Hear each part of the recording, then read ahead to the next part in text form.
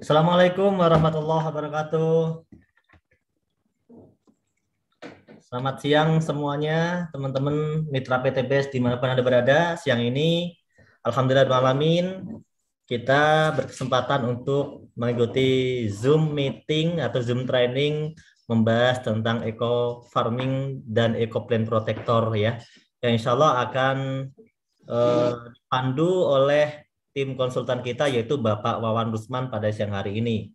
Alhamdulillah, asyhadu an la ilaha illallah wa asyhadu anna Muhammadar Rasulullah. Allahumma sholli ala sayyidina Muhammad wa ala ali sayyidina Muhammad. Mari kita awali acara ini dengan berdoa menurut agama dan kepercayaannya masing-masing. Dipersilahkan. Bagi yang muslim kami hantarkan Al-Fatihah. Hari ini kita bersama Pak Wawan ya. Di sini Pak Wawan Rusman ini adalah salah satu tim konsultan ya yang paling aktif mendampingi mitra-mitra PTBS untuk membahas tentang eco farming dan eco plant protector ini. Nah, eco farming ini kita ketahui bahwa eco farming adalah pupuk organik super aktif yang mana dia tidak dirancang spesial untuk penanggulangan hama. Ya, namun hari ini ada namanya eco plant protector yang akan melengkapi eco farming untuk penanggulangan hama. Oleh karena itu, ini penting sekali buat teman-teman semuanya yang di lapangan yang telah menggunakan produk eco farming ya. Bagaimana penggunaan produk eco farming ini kan memang tidak bisa lepas dari yang namanya pupuk kandang atau pupuk organik atau pupuk kompos gitu ya.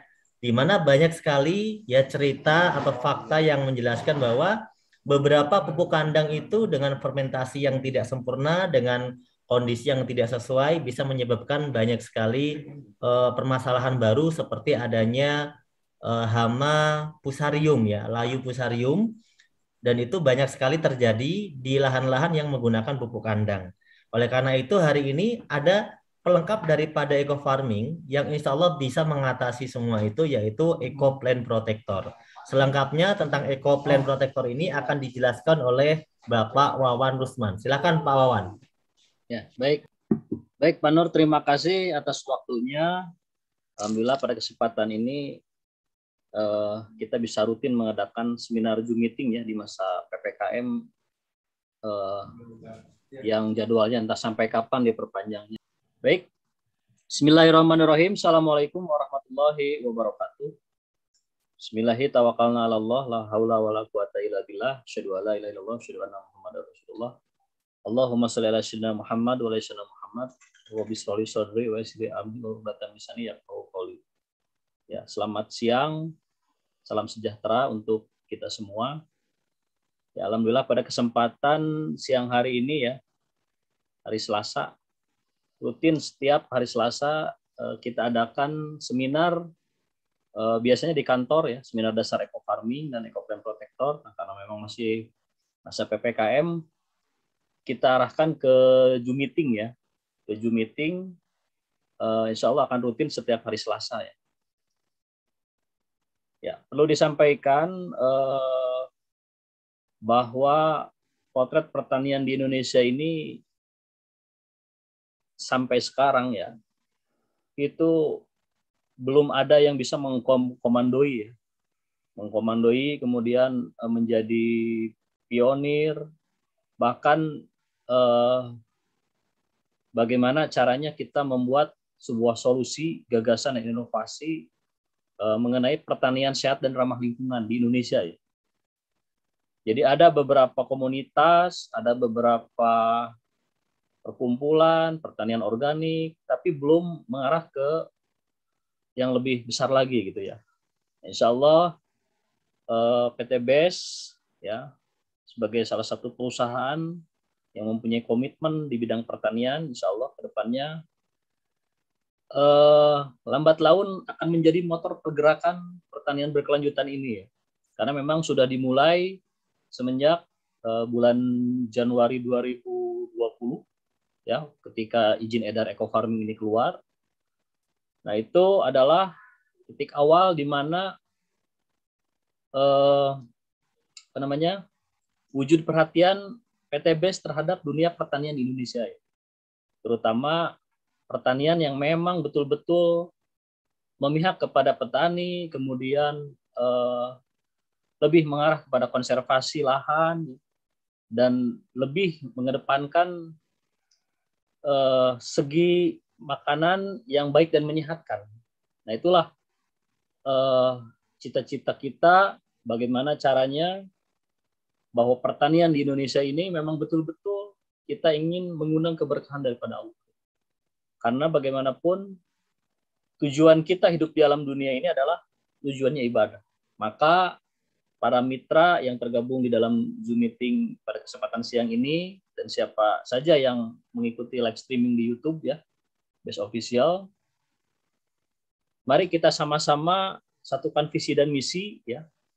Bagaimana caranya kita membuat sebuah inovasi mengenai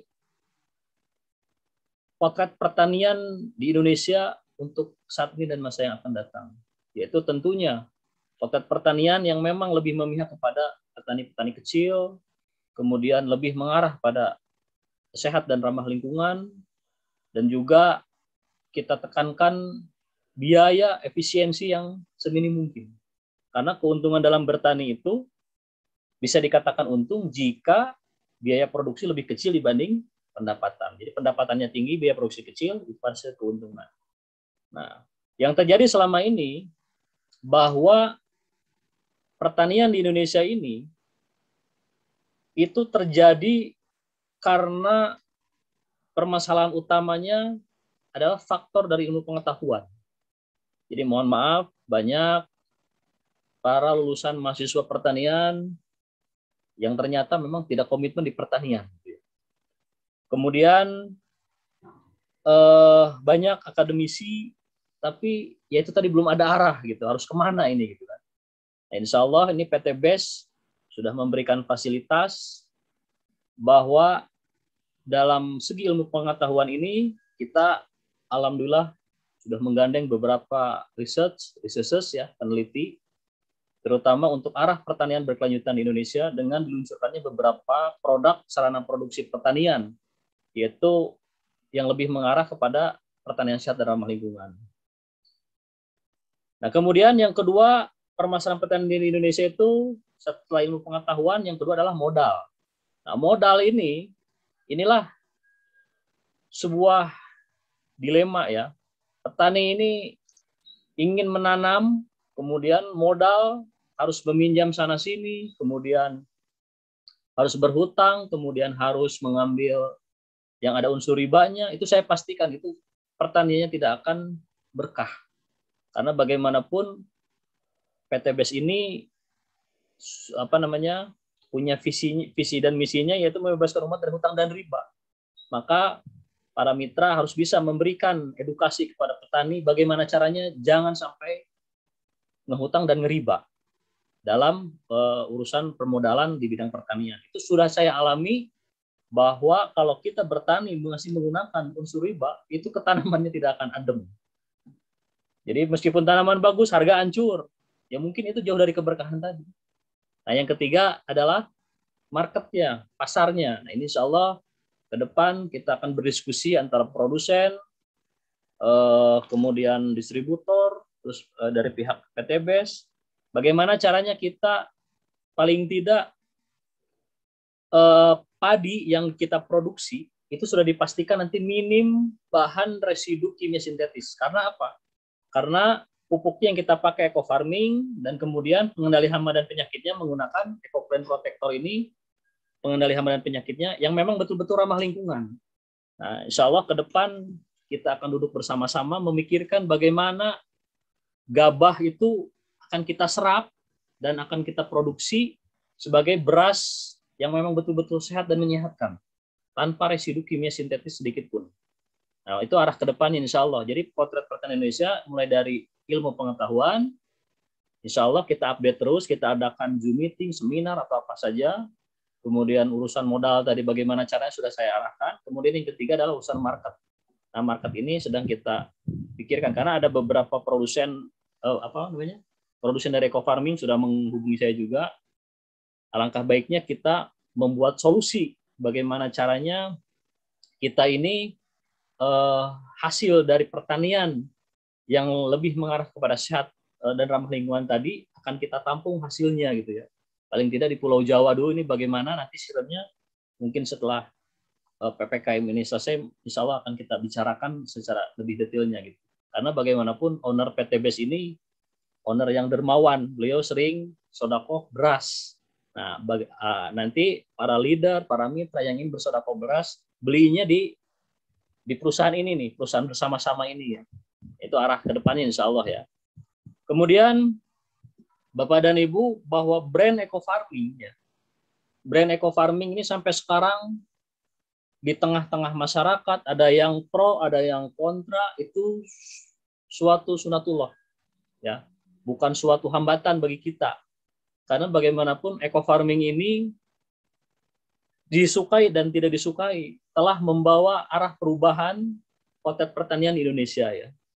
Terutama eco farming ini punya visi dan misi ingin membangun pertanian berkelanjutan di Indonesia, yaitu melalui dari kendaraannya PT BES.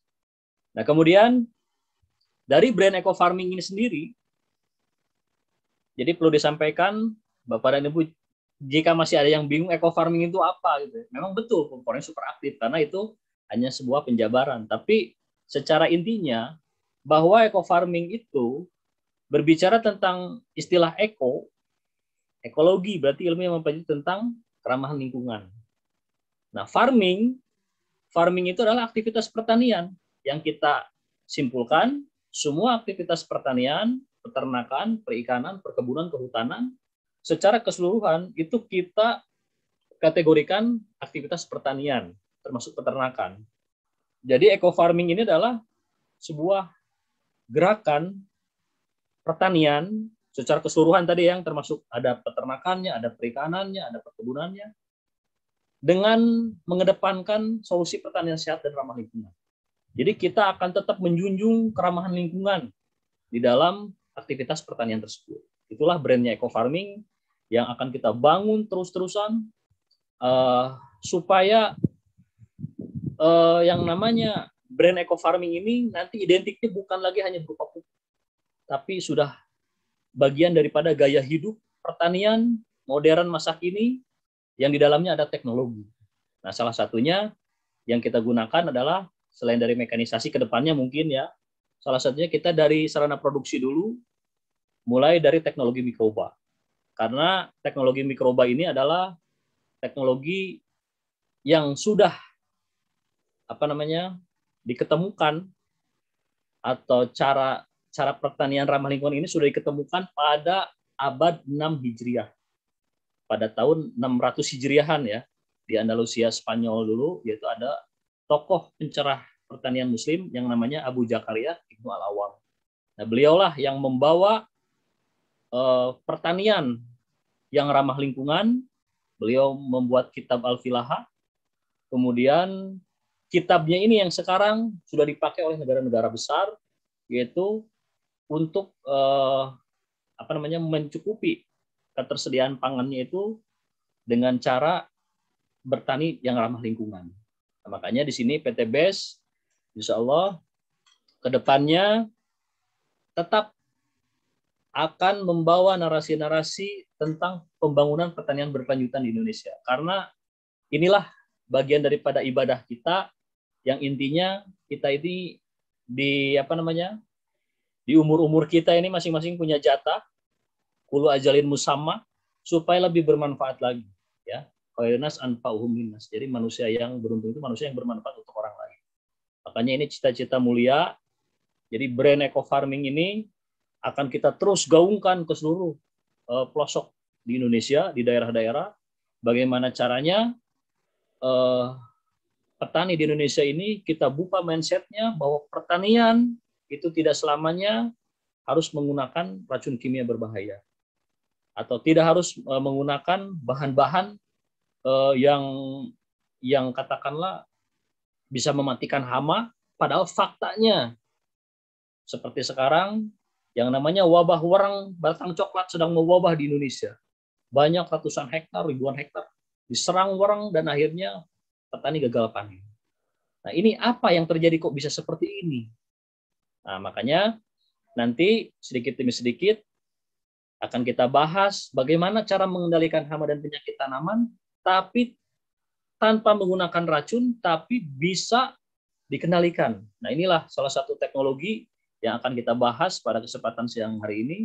Mudah-mudahan mindset seluruh mitra, kemudian mindset para petani di Indonesia ini semakin terbuka. Jadi mohon maaf, kita di sini tidak ada kepentingan menyindir atau mengkritis siapa saja, tapi inilah pilihan. Apa yang kita pilih harus siap konsekuensinya. Konsekuensi kita ingin mengedepankan pertanian sehat dan ramah lingkungan. Itu pilihan kita. Konsekuensinya, ya ayo, siapa yang setuju, ayo kita bersama-sama. Dengan brandnya Eco Farming ini, insya Allah ke depannya akan kita tata pertanian-pertanian di daerah di Indonesia ini supaya lebih mengundang keberkahan dari Allah Subhanahu wa taala. Karena dengan kita tidak atau meminimalisir penggunaan pestisida kimia sintetis, meminimalisir penggunaan kimia-kimia berbahaya, berarti kita sudah menyelamatkan lahan-lahan konservasi pertanian di Indonesia. Yang sekarang kondisinya serba miris. Jadi ada beberapa varian atau spesies hama yang kalau kontak dengan dengan pestisida kimia sintetis itu semakin menjadi, populasi semakin banyak. Karena apa? Ada yang salah. Jadi harusnya yang diobati itu adalah tanamannya. Ya, ini kebalik, yang diobati hamanya, tanaman jadi racun. Nah, inilah yang terjadi, fakta yang terjadi seperti itu.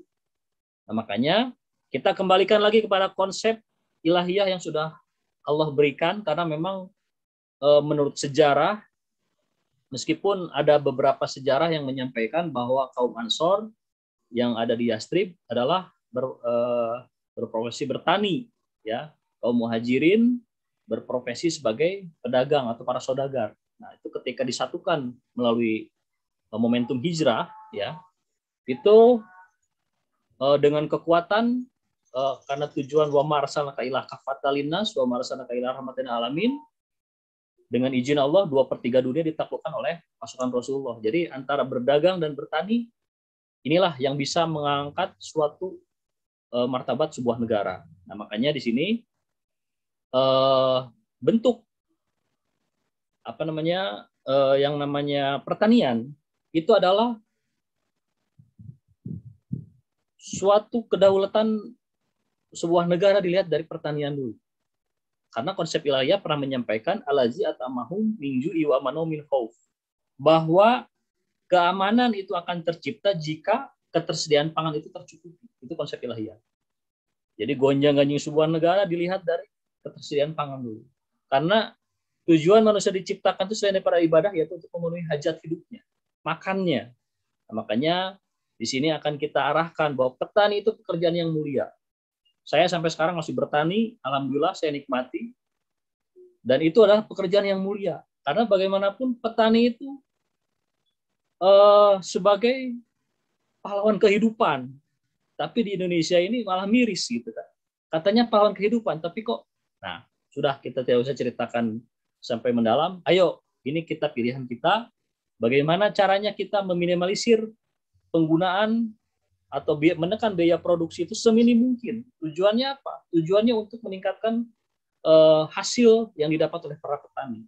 Makanya nanti ada hitung-hitungannya, pengendali hama dan penyakit dengan teknologi mikroba itu jauh lebih minim biayanya dibanding penggunaan pestisida kimia sintetis yang biayanya petani itu dibuat jadi gambler gitu. Jadi ketika satu racun ini sudah tidak berfungsi, maka petani akan mencari produk lain lagi, dan kemudian masih tidak cocok, mencari lagi, dan akhirnya kalah.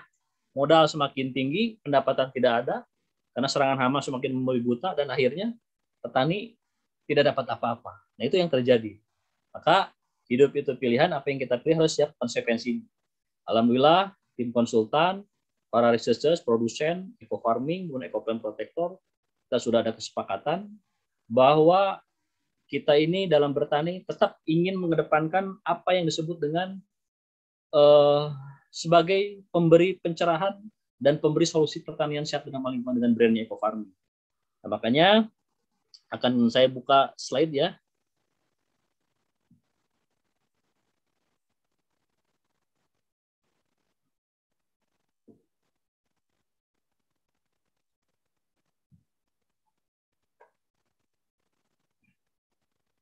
Nah, bahwa eco farming ini sampai sekarang adalah bukan hanya sebatas pupuk ya.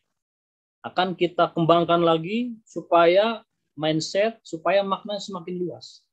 Bahwa eco farming adalah sebuah gaya pertanian masa kini yang lebih mengedepankan pada solusi pertanian sehat dan ramah lingkungan. Dan brand eco farming ini sampai kapanpun insya Allah akan milik PT BES. Karena bagaimanapun eco farming ini sudah identik dengan PT BES. Nah, di dalamnya ada beberapa edukasi dan beberapa sarana produksi yang kita arahkan langsung pada petani. Nah, tujuannya apa? Tujuannya kita ingin dalam bertani ini lebih simpel lagi. Karena brand eco farming ini terkenal dengan konsepnya yang praktis, efisien, dan efektif ya. Praktis karena simpelnya ini. Kemudian efektif karena tepat gunanya sangat simpel sekali ya. Bisa diaplikasikan ke tanah, bisa diaplikasikan ke daun. Kemudian efisiensinya ada karena ada penghematan biaya. Nah, ini brand eco farming ini selain daripada ada efisiensi, ada efektivitas dan ada praktis ya. Nah, kemudian di dalamnya ini lebih mengarah kepada jenis pupuk organik. Nah, organik itu apa? Sesuatu bahan yang berasal dari makhluk hidup tadinya ya. Nah, itu organik dan alhamdulillah tanggal 20 Januari 2020 izin edar dari Kementan keluar bahwa eco farming ini adalah brand pupuk organik super aktif ya. Kemudian pada tanggal 9 pada bulan September ya tahun 2020 8 bulan berikutnya dan alhamdulillah bahwa eco farming izin bahwa eco farming sebagai pupuk organik dari Innovis Indonesian Organic Farming Certification ya dari lembaga sertifikasi organik dikeluarkan di bawah Kementan ya ini LSO ini dan alhamdulillah eco farming sampai sekarang adalah pupuk organik yang simple bobotnya 30 gram di dalamnya mengandung miliaran mikroba. Nah, mikroba yang terkandung di dalamnya itu adalah mikroba pemacu pertumbuhan tanaman ya sudah kita sampaikan di beberapa ada jenis Rhizobium, ada Mycorrhiza dari cendawannya, kemudian ada nitrobakternya, penambat nitrogen di udara, pelarut fosfatnya, kemudian dan masih banyak jenis mikroba yang lainnya yang ada pada kandungan eco farming itu sendiri. Nah, kemudian untuk memperkuat brand eco farming ini, maka tim konsultan karena memang mempunyai grup WA binaan ya sampai di atas 7.000 orang yang 24 jam komunikasi dua arah ya. Komunikasi dua arah antara mitra, tim konsultan dengan siapa saja yang punya pengalaman dan berbagi testimoni. Itu ternyata sebelum adanya EcoPlant Protector ini ternyata 65-70% itu permasalahan bukan dari acara aplikasi eco farming. Tapi dari bagaimana caranya pengendalian hama dan penyakit tanaman itu yang terjadi. Jadi kalau sudah terjadi seperti ini, berarti PT BES harus punya sarana produksi untuk mengendalikan hama dan penyakit tanaman, tapi ramah lingkungan. Nah, akhirnya brand eco farming ini tetap sebagai pemacu pertumbuhan, sebagai promotingnya pemacu pertumbuhan.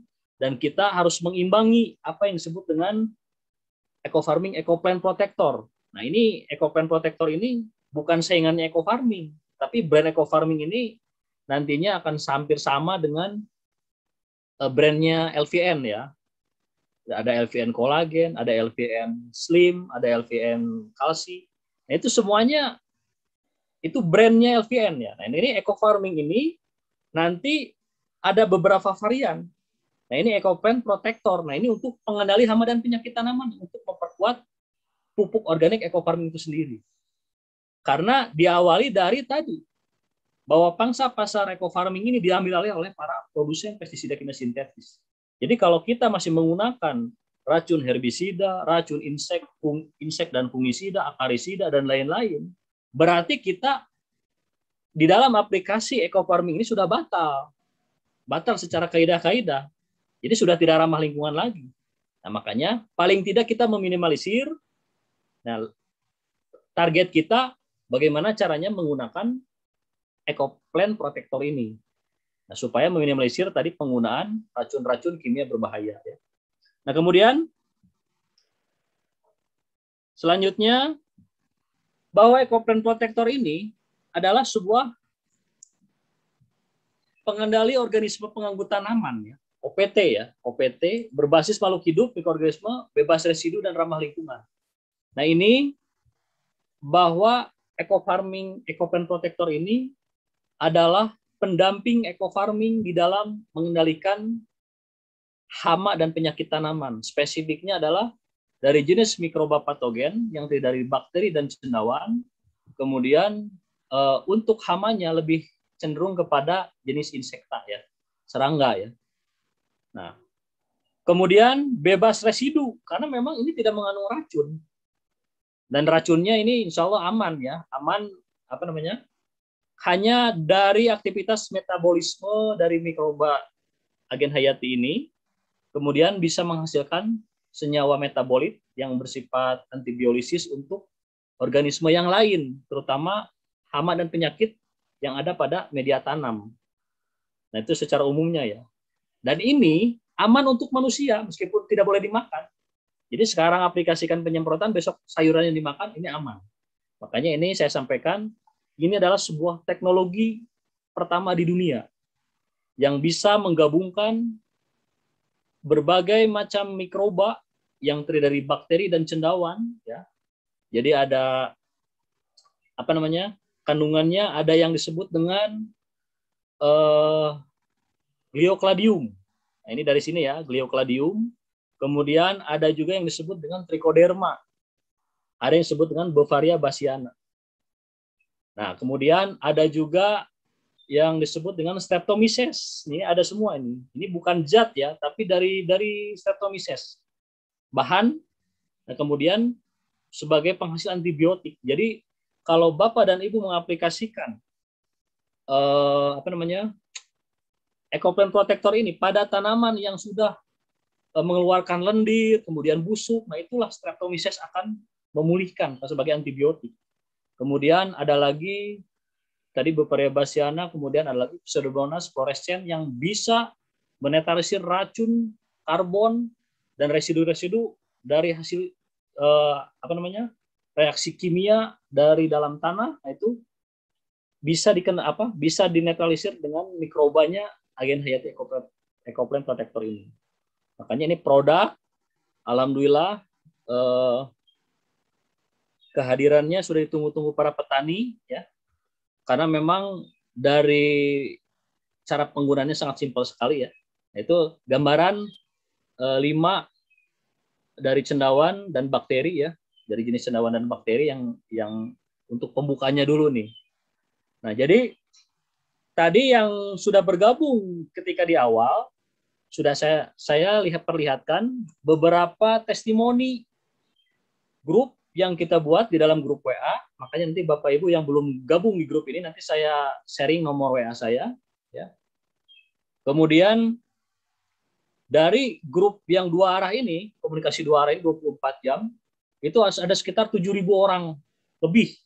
Dan setelah menggunakan aplikasi Eco Plant Protector ini, memberikan feedback berupa testimoni yang sangat luar biasa. Jadi yang adanya tadinya diserang walang sangit, kemudian diaplikasikan Eco Plant Protector ini, alhamdulillah bersih. Tanamannya tidak disukai oleh walang sangit. Adapun ulat, adapun wereng, adapun penyakit keriting pada cabai, virus mosaik dan apa-apa, itu semuanya banyak testimoni yang masuk. Makanya nanti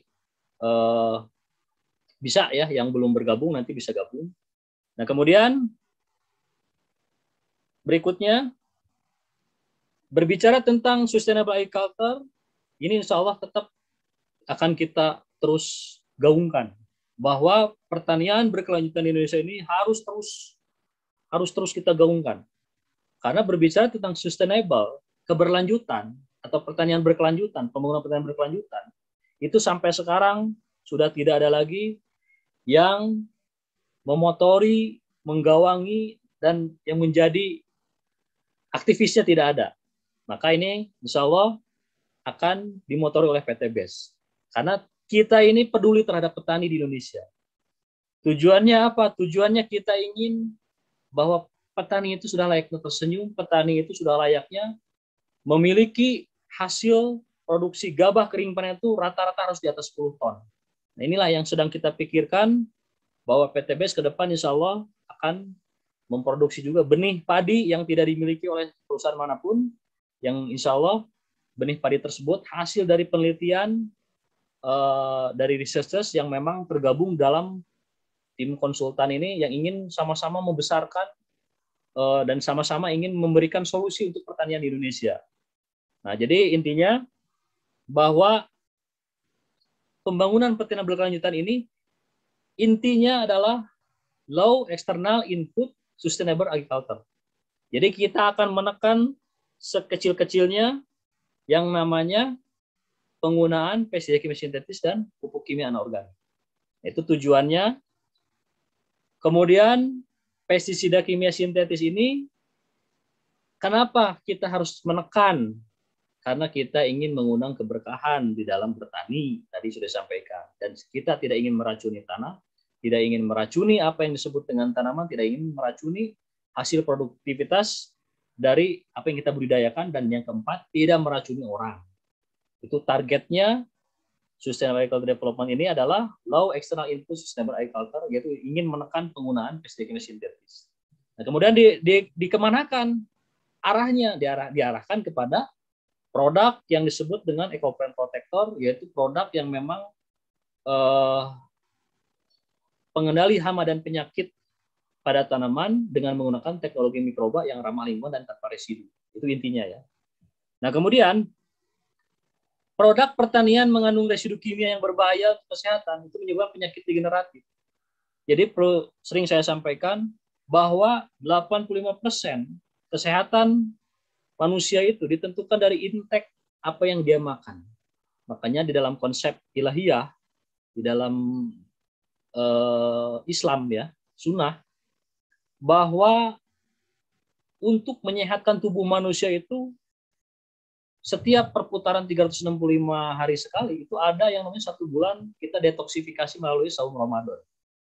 Nah, makanya saumu tasihu, saum itu menyehatkan. Kenapa saum itu bisa menyehatkan? Karena kita mengerem apa yang kita masukkan ke dalam mulut itu penyebab penyakit.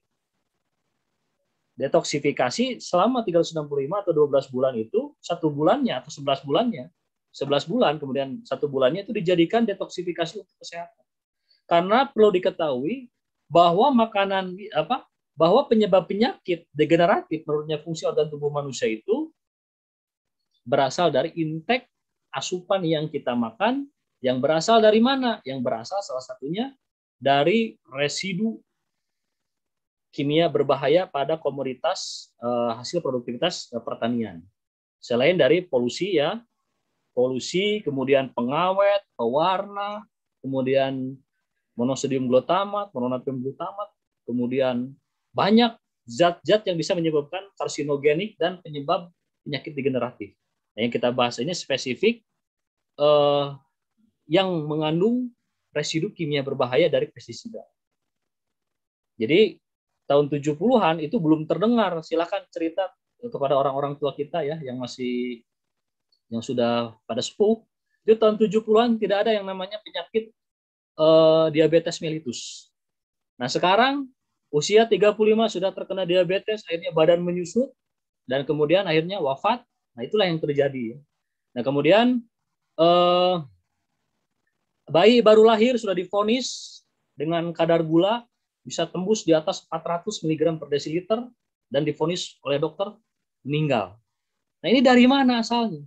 Dari intake apa yang kita makan. Maka di dalam konsep ilahiyah disampaikan hal yang juril insanu ila ta'amih. Hendaklah setiap manusia memperhatikan makanan yang dimakannya. Makanya ada konsep istilahnya adalah apa yang kita makan ini adalah makanan yang memang baik dan menyehatkan. Nah, makanya dengan meminimalisir penggunaan pestisida kimia sintetis berarti kita sudah menyelamatkan sesama kita, ya. Minimalisir karena kita punya tujuan ibadah kepada Allah. Minimal dalam ibadah itu kita nikmat, tidak terkena penyakit apa yang disebabkan dari residu pestisida kimia sintetis tadi. Ya. Karena organ yang pertama kali kena yaitu adalah kelenjar pankreas. Kelenjar pankreas berada di tengah-tengah lambung fungsinya yang bisa mensekresikan hormon insulin namanya. Nah, hormon insulin ini, ya, hormon insulin ini itu bisa merubah glukosa menjadi adenosin trifosfat sebagai energi. Bagi orang-orang yang kelenjar pankreasnya sudah rusak, sudah tidak bisa menghasilkan insulin, maka ujung-ujungnya kadar gula dalam darah itu akan semakin menumpuk karena tidak bisa diurai, dan organ berikutnya yang terkena adalah ginjal. Ginjal sudah tidak bisa lagi memfilter mana urin, mana darah, kemudian jantung akan kebagian, fungsinya akan semakin lambat, dan akhirnya disitulah terjadi gagal ginjal, harus dicuci darah karena urin masuk ke aliran aliran oksidan di bawah kulit di atas daging, kemudian urin ini bisa bengkak di belakang di aliran oksidan tadi, ya. Kemudian semua dipenuhi dengan cairan urin. Nah, itu yang jadi permasalahan. Dari mana asalnya? Dari sini, nggak usah diceritain panjang-panjang. Dari makanan yang kita makan. Makanya inilah di dalam Islam kita bagaimana caranya, di dalam makanan pun ada tata caranya, gitu ya. Ada tata caranya, kemudian ada bagaimana cara produksinya, yang tadi konsepnya falilul insanu ila ta'ami. Maka setiap manusia memperhatikan makanan yang dimakannya dalam cara produksinya terutama. Nah, ini salah satu di bidang pertanian. Ini kita ingin meminimalisir penggunaan residu dari pestisida kimia berbahaya. Nah, kemudian jika sudah terjadi seperti ini, siapa yang tanggung jawab? Yang keracunan. Nah, itu diserahkan lagi kepada masing-masing, ya. Tapi PT BES ingin bagaimana caranya dalam bertani ini lebih sehat dan ramah lingkungan lagi. Tidak ada lagi kasus-kasus seperti ini. Kemudian hama. Nah, ini hama ini sudah terjadi.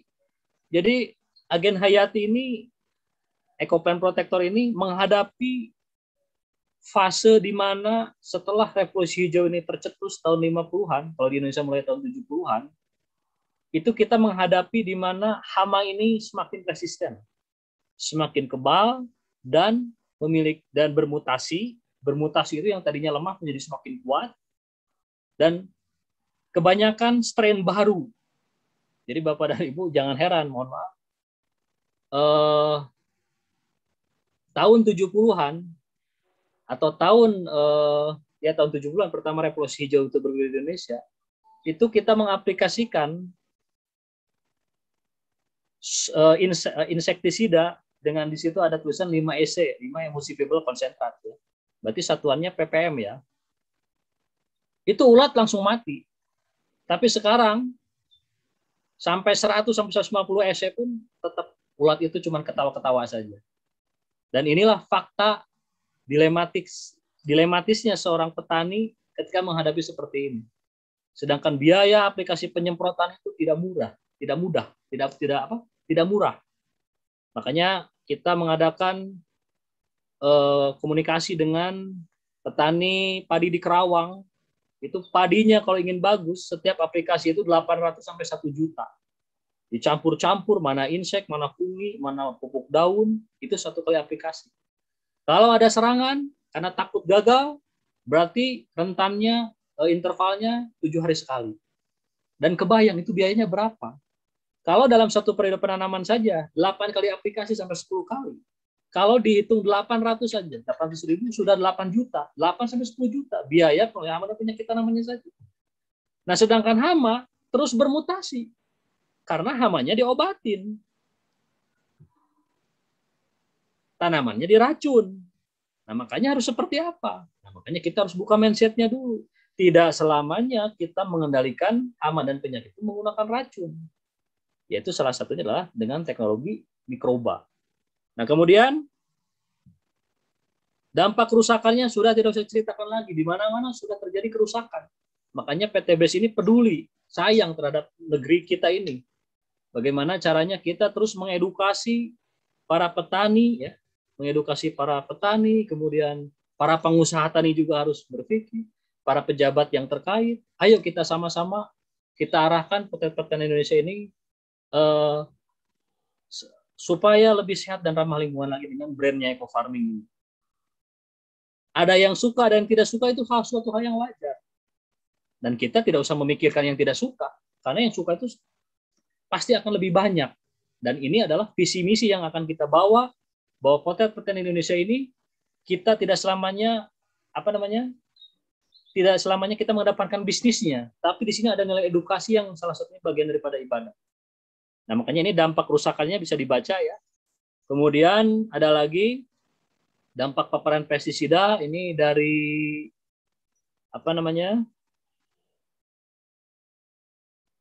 Badan Ketahanan Pangan Kementerian Pertanian sudah menyampaikan paparan pestisida seperti apa. Nah, ya, ini intinya. Kemudian perlu saya sampaikan lagi bahwa faktor-faktor yang mempengaruhi peningkatan produktivitas hasil itu, ya, pada komoditas pertanian dan perkebunan itu tidak selamanya, atau eco farming atau eco plant protector itu adalah satu-satunya. Kita tidak mengklaim seperti itu. Karena ada 13 parameter yang kesemuanya ini harus kita penuhin semua.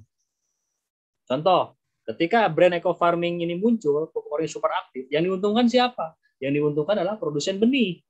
Karena kita rekomendasikan menanam benih-benih yang punya genetik rata-rata di atas 9 atau 10 ton. Benih yang menentukan, benih atau bibit varietas unggul baru. Kemudian, ketersediaan bahan organik di lahan itu ideal. Tadi Pak Nurholis menyampaikan, permasalahan pupuk kandang itu penyebab fusarium, gitu ya. Sebetulnya tidak ada pupuk kandang pun fusarium itu sudah menyebar di mana-mana. Nah, cuma kalau kita punya eco plant protector, karena di sini ada mengandung Griocladium, salah satu pengendali yang sudah Allah ciptakan untuk mengendalikan yang namanya Fusarium oxysporum atau Fusarium species. Genus Fusarium ini penyebab layu-layu pada pisang, pada tanaman hortikultura berupa cabai, tomat, kemudian tanaman-tanaman yang lainnya. Nah, makanya itu semua harus ada pengendalinya, ada penyeimbangnya. Nah, kemudian untuk meningkatkan hasil ini, tetap ketersediaan bahan organik lahan itu menjadi ketersediaan material organik atau bahan organik ini sesuatu yang berasal dari makhluk hidup itu harus kembali lagi kepada lahan ya, terutama misalkan dari jerami yang dikembalikan. Nah, yang terbaik itu material organik adalah dari hasil pencernaan dari ternak ruminansia ya. Hasil pencernaan dari ternak ruminansia itu adalah ternak yang memiliki 4 lambung, mulai dari rumen, retikulum, omasum, dan abomasum. Rumen itu seperti handuk, ya, babat. Kemudian retikulum yang seperti jala segi 6. Kemudian omasum itu berbuku-buku seperti kita, dan abomasum adalah lambung sejati. Itulah kotoran atau bahan organik sebagai material terbaik untuk tanaman. Yang terbaik lagi, yang dianggap binatang menjijikan, kelelawar yang menghasilkan kotoran yang disebut dengan guano. Nah, guano itu ternyata hasil penelitian memiliki kandungan fosfor dan kalium paling tinggi dibanding binatang ternak lainnya. Nah, makanya di sini ketersediaan bahan organik itu yang sangat menentukan. Nah, sedangkan lahan-lahan pertanian di Indonesia ini CO organik itu semakin menurun. Karena apa? Karena kebiasaan petani ini bisanya hanya memberikan makanan untuk tanaman, tanahnya dilewat. Nah, makanya disitulah degradasi yang namanya kerusakan tanah yang ada di Indonesia ini harus kita perkuat dengan CO organik. Kita kembalikan bahan-bahan material organik, karena konsep ilahi ini berdampingan antara pertanian itu harus beriringan dengan peternakan. Makanya dalam Al-Quran 36 kali Allah menceritakan tentang peternakan dalam Al-Quran. Berarti kita punya ternak itu bagian daripada sunnah. Karena ternak itu selain menghasilkan telur, daging, dan susu, juga menghasilkan material organik untuk menyuburkan tanaman.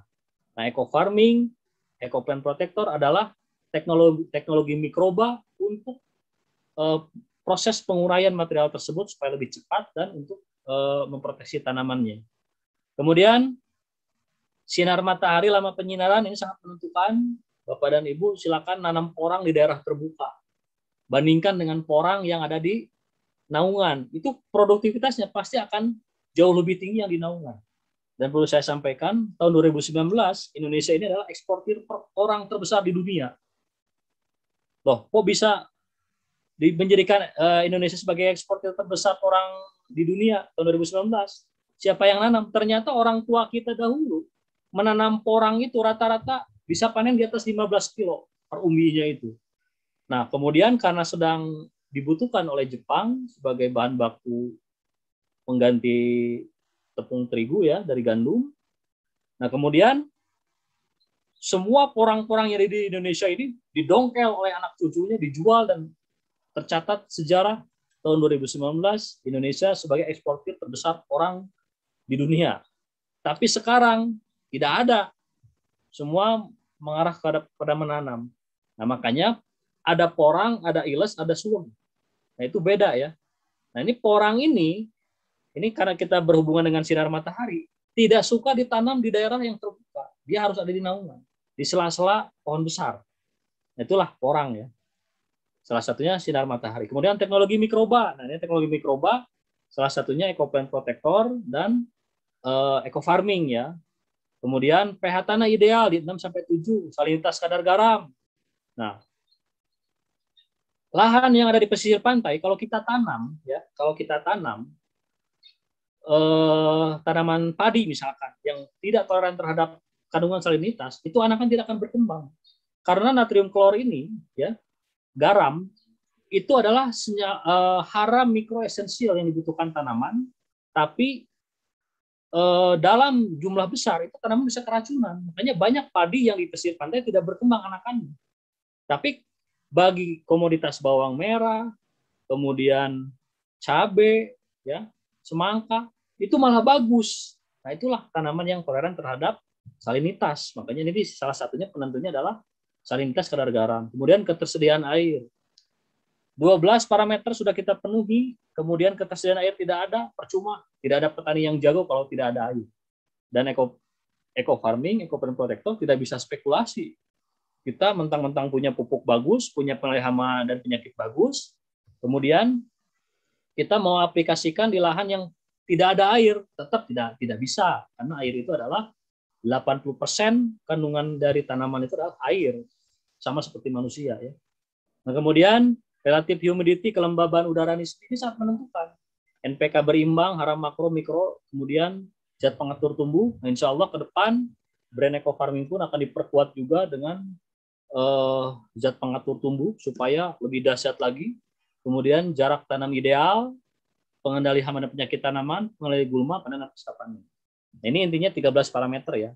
Nah, ini hama nggak usah diceritakan lagi. Semua petani Indonesia sedang diserang hama, intinya itu ya. Nah, sekarang bagaimana caranya kita memperkuat imunitas tanaman dengan eco farming, dengan eco protector, bagaimana caranya nanti akan kita bahas. Nah, ini siklus metamorfosis pada Lepidoptera ya, kupu-kupu. Mulai dari serangga dewasa, jantan betina, kemudian melakukan reproduksi, kemudian telur. Nah, telur ini menetas menjadi ulat. Nah, fase ulat inilah yang menyebabkan tanaman bisa rusak.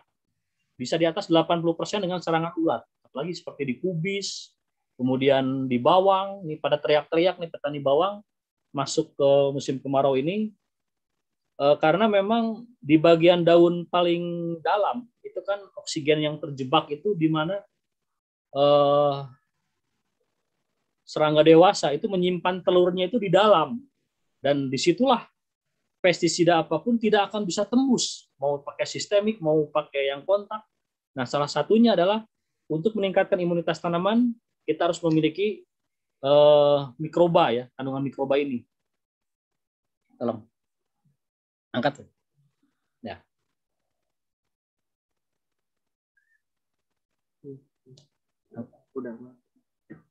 Ya, saya lanjut. Kemudian, nah ini yang terjadi di padi ya.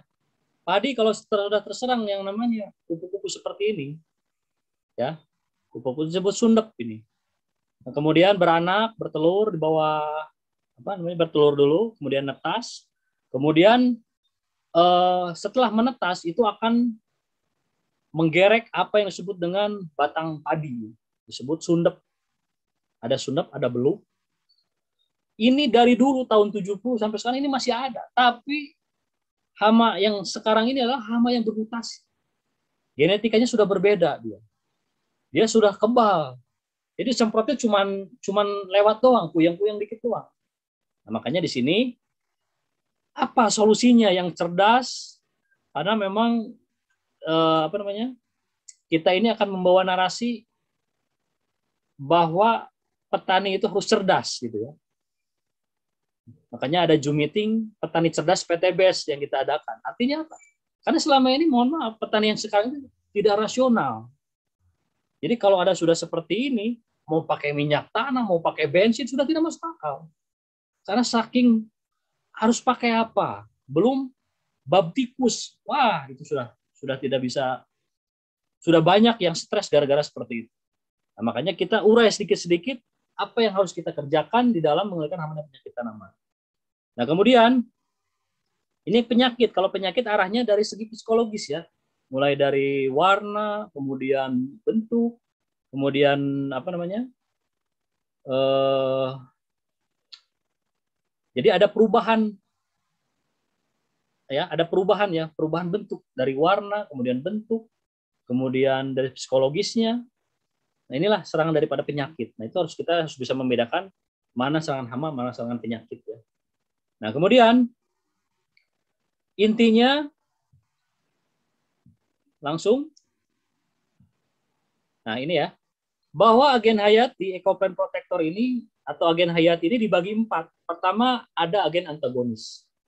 Agen antagonis, kemudian kedua ada agen entomopatogen. Yang ketiga ada PGPR, plant growth promoting Rhizobacteria, dan predator dan parasitoid. Nah, Ecoplant Protector ini masuk di 1, 2, dan 3. Karena predator dan parasitoid ini masuknya organisme makroskopis ya. Organisme makroskopis yang memang lebih mengarah kepada musuh alami hama ya. Dan parasitoid adalah organisme yang memarasit dan hidup di dalam jaringan organisme lain ya. Tapi kalau Ecoplant Protector ini adalah teknologi mikroba yang dalamnya ada agen antagonis, agen entomopatogen, dan PGPR, plant growth promoting Rhizobacteria. Baik, kita sampaikan apa itu agen antagonis. Nah, agen antagonis itu adalah mikroorganisme atau jasad yang dapat menekan pertumbuhan patogen dengan blocking area pertumbuhan, dan menghambat penyebaran melalui persaingan hidup dan blocking area pertumbuhan patogen itu sendiri. Jadi, yang namanya agen antagonis, agen yang memang tidak disukai oleh mikroba patogen yang ada pada tanah. Nah, kehadirannya itu tidak disukai. Dan perlu disampaikan, Ecoplant Protector ini mengandung trichoderma yang tidak dimiliki oleh perusahaan manapun. Karena trichoderma ini kita ada 3 spesies yang kita masukkan ke dalam agensia hayati Ecoplant Protector ini. Seperti ini ya.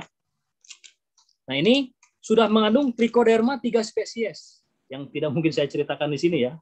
Karena rata-rata yang dijual oleh orang itu jenis spesiesnya ada yang 1, ada yang, nah ini kekuatannya ada di sini. Karena trichoderma ini dia bisa sebagai hiperparasitisme, bisa sebagai agen antagonis, bisa sebagai fitohormon, ya, bisa menghasilkan hormon, bisa sebagai biofertilizer.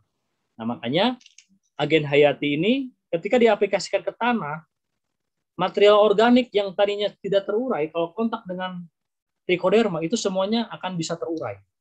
Nah, makanya disinilah kekuatan brand eco farming akan diperkuat dengan kehadiran Ecoplant Protector ini. Jadi saling menguatkan ya. Kemudian ada Gliocladium, ada Paenibacillus polymixa, ada Pseudomonas fluorescens yang bisa menetralisir juga atau memblocking area juga. Itulah salah satu mikroba yang bersifat antagonis ya. Kemudian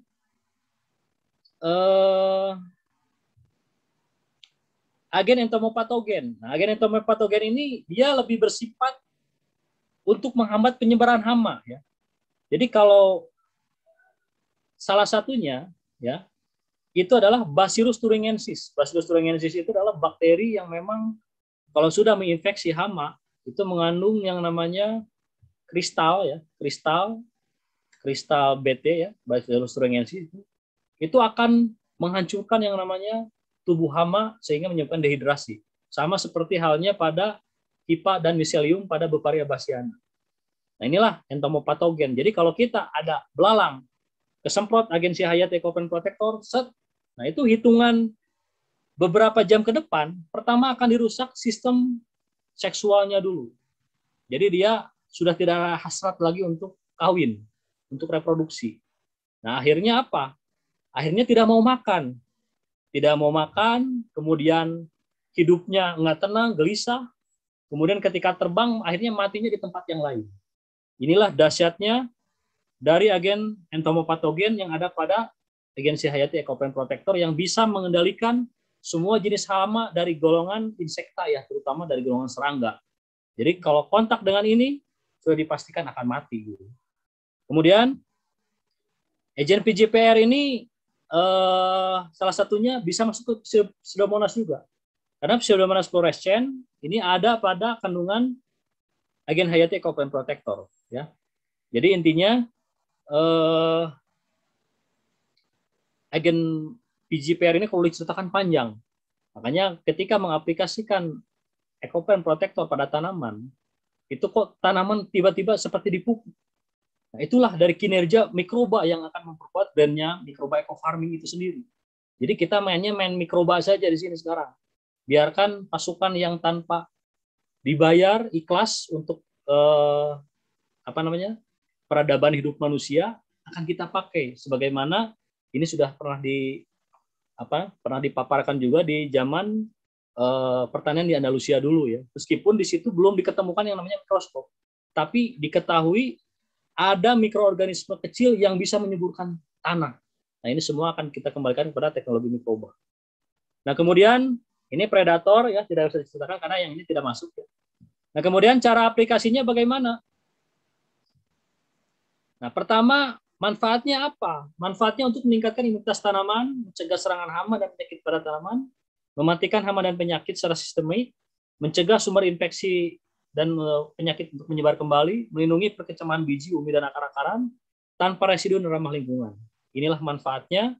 Jadi kita di dalam mengendalikan hama dan penyakit, makanya Ecopen Protector ini bisa bersifat kontak. Jadi kalau kita aplikasikan penyemprotan, ada hama di situ, sudah dipastikan akan menginfeksi yang namanya Befaria bassiana tadi, akan menghancurkan tubuh dari serangga tersebut dan akhirnya dehidrasi dan akhirnya mati.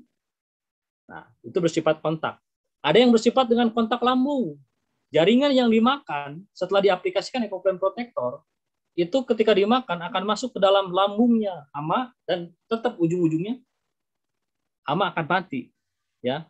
Dan uniknya Befaria bassiana ini kalau kontak dengan temannya, organisme lain, hama yang sama, itu akan menular. Nah, itu hitungannya rata-rata di atas 24 jam itu pasti mati. Jadi jangan ketika ada hama di situ kemudian kita semprot sampai bas, tidak usah. Dengan spraynya saja itu sudah pasti menginfeksi yang namanya jaringan hama. Kemudian melindungi perkecambahan biji umbi ya tadi udah, kemudian tanpa residu dan ramah lingkungan. Nah, itu seperti itu. Nah, kemudian ini yang kita bahas tadi ya. Jadi kekuatan agensi hayati Ecopen Protector ini, mohon maaf, tadi istri apa? Ya, Gliocladium ini adalah golongan daripada cendawan ya. Ada jamur, ada cendawan, itu kingdomnya adalah fungi. Nah, Gliocladium ini salah satu atau satu-satunya yang sudah diketemukan yang bisa mengendalikan semua jenis cendawan patogen yang bisa membuat layu tanaman. Karena kalau Gliocladium ini sudah masuk ke dalam jaringan ya atau di daerah perakaran, dia akan memblocking area sehingga Fusarium itu tidak bisa masuk. Fusarium oxysporum yang bisa menyebabkan layu pada tomat, pada pisang. Kalau sudah terkena lagi fusarium, itu menguning semuanya, ambruk. Dan ada eksudat yang berupa lendir. Nah, lendirnya itulah yang bisa menular ke pisang yang lain. Kemudian ada trichoderma. Nah, trichoderma inilah yang bisa menetralisir racun, karena hasil dari research kita ya, peneliti dan formulator agen hayati Ecopen Protector ini sudah membuktikan trichoderma itu bisa menetralisir racun insektisida. Jadi dulu hasil diskusi kita ya, tim konsultan dengan tim produsen, jadi kandungan trichoderma kalau dibuat dosis pekat, itu yang namanya racun serangga di dalam berbentuk larutan, itu dengan sendirinya akan menggumpal. Sehingga mana racun, mana plasma cairannya, nah itu cairannya ini sudah dikatakan netral, sudah tidak ada lagi unsur kandungan racun. Nah kita coba menggunakan ikan, ternyata ikan hidup di situ. Nah inilah dasarnya trichoderma, dan trichoderma ini ada 3 spesies yang berbeda dengan perusahaan manapun yang ada pada Ecopen Protector yang dimiliki oleh PTBS ini. Kemudian Beauvaria bassiana. Beauvaria bassiana ini adalah kategori cendawan, ya. Kategori cendawan yang bisa menginfeksi karena dia mempunyai HIPA dan miselium. Kalau kontak dengan tubuh ternak, tubuh hama ya, itu lama-kelamaan HIPA-nya itu akan menjalar dan menghancurkan tubuh hama tersebut, kemudian hama menjadi dehidrasi dan akhirnya mati kekeringan. Nah, makanya di sini dalam pengaplikasinya kita dituntut kesabaran. Jadi ada mitra yang bertanya, tanaman sudah kerusakan sudah di atas 65%, aplikasi Ecopen Protector baru sekali sudah ngomong macam-macam, itu ada saja di grup itu. Nah, inilah perlunya edukasi seperti itu. Makanya konsep dari pengendalian hama dan penyakit yang pada Ecopen Protector ini, kita ini merawat tanaman itu harus sedang sehat. Makanya nanti ada tata caranya mulai pratanam, mulai dari treatment benih, pratanam, hari ke-10, kemudian 2-3 pekan sekali, rutin sampai panen, dan kemudian nanti kalau terjadi serangan yang namanya serangan mendadakan, hama tiba-tiba muncul, nah itu ada yang namanya sebut dengan langkah kuratif atau pengendalian atau pengobatan. Nah itu beda lagi. Nah kemudian yang keempat dari kandungannya ini adalah ada Streptomyces. Streptomyces ini bukan bahan aktif ya, tapi dari memang betul cendawan. Ya, Streptomyces dia yang bisa mengendalikan semua jenis luka, mempercepat pemulihan luka yang ada pada tanaman. Salah satunya itu ya, karena isinya Streptomyces ini bisa menghasilkan antibiotik, hampir sama dengan pada manusia. Tapi ini adalah golongan daripada cendawan. Nah, kemudian Pseudomonas fluorescens, ya, Pseudomonas fluorescens ini adalah sama bisa menetralisir racun juga. Jadi semuanya ini sudah lengkap ada pada kandungan agensi hayati Ecopen Protector. Ya. Nah, kemudian ini tadi Glycodium, Trichoderma. Nah, ini serangga atau belalang yang sudah terinfeksi Beauvaria bassiana, nasibnya seperti itu. Jadi mumi ya, mumi biasanya di tanaman gitu ya. Seperti ulat yang sedang gantung kesemprot, ya udah jadi mumi di situ gitu. Nah, kemudian ini Streptomyces ya. Kemudian cara pengaplikasiannya bagaimana? Sangat mudah sekali. Jadi kalau untuk tanaman, saya sampaikan, tanaman ini dikelompokkan ada 5. Ada tanaman pangan, ada tanaman palawija, tanaman hortikultura, tanaman perkebunan, dan tanaman kehutanan. Tanaman pangan, tanaman yang sering dikonsumsi manusia dalam sebagai tanaman pokok. Yang utama itu padi. Kemudian tanaman palawija, tanaman yang sering dikonsumsi oleh manusia, tapi secondnya, yang keduanya, setelah padi, berupa umbi dan kacang-kacangan biasanya. Baik itu singkong, ubi jalar, kemudian talas, ya, kemudian kacang tanah, kacang kedelai, kacang hijau, itu masuk ke palawija. Yang ketiga adalah tanaman tanaman hortikultura, semua jenis tanaman sayuran, tanaman buah musiman atau tanaman perennial crop buah tahunan, dan tanaman hias itu masuk ke hortikultura. Jadi bayam, tomat, cabai, anggur, melon, manggis, itu semua masuk ke hortikultura semua. Kemudian, nah ini antara tanaman pangan, tanaman palawija dan hortikultura itu dibutuhkan 1 saset, ya. Kemudian masukkan ke dalam botol 100 ml air, isi air, masukkan, kocok secara homogen, masukkan ke tangki 14 liter. Di tangkinya sudah ada saringan, karena nanti ada beberapa persen ya, di bawah 1% yang ikut. Nah itu harus disaring dulu supaya tidak menyumbat di di nozzle atau sprayernya. Kocok secara homogen, kemudian bisa didiamkan 10 menit, aplikasikan langsung. Jamnya, kalau pagi maksimal jam 9, berarti boleh dimulai jam 5 atau jam 6. Kalau sore dimulai jam 16.30, di mana aktivitas hama itu sedang berkembang. Nah, kalau bedanya kalau untuk kelapa sawit atau palmae, itu dibutuhkan 2 saset di dalam 14 liter air untuk mengendalikan Ganoderma atau jamur lingji yang bisa mematikan pohon kelapa sawit yang memang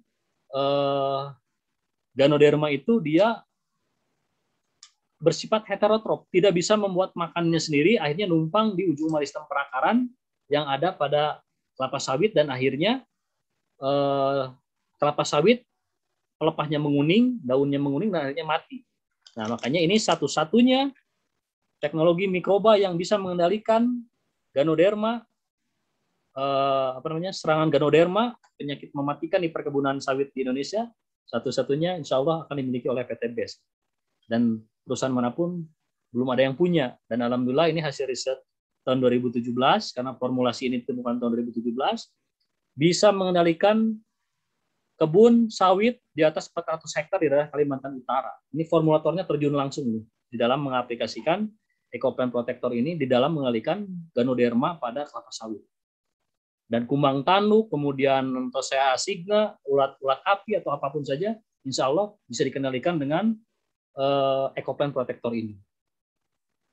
Nah, kemudian ini ya tadi untuk palmae saja beda nih. Palmae itu kurma, kelapa sawit, jambe, kelapa kopior lokal, itu semuanya ke palmae ya, palem-paleman.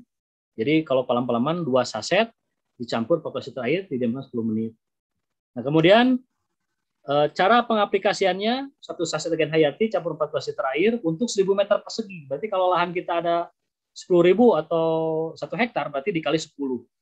Ya, dibutuhkan 1 box di dalam pengaplikasiannya. Nah, cara penghitungannya seperti ini.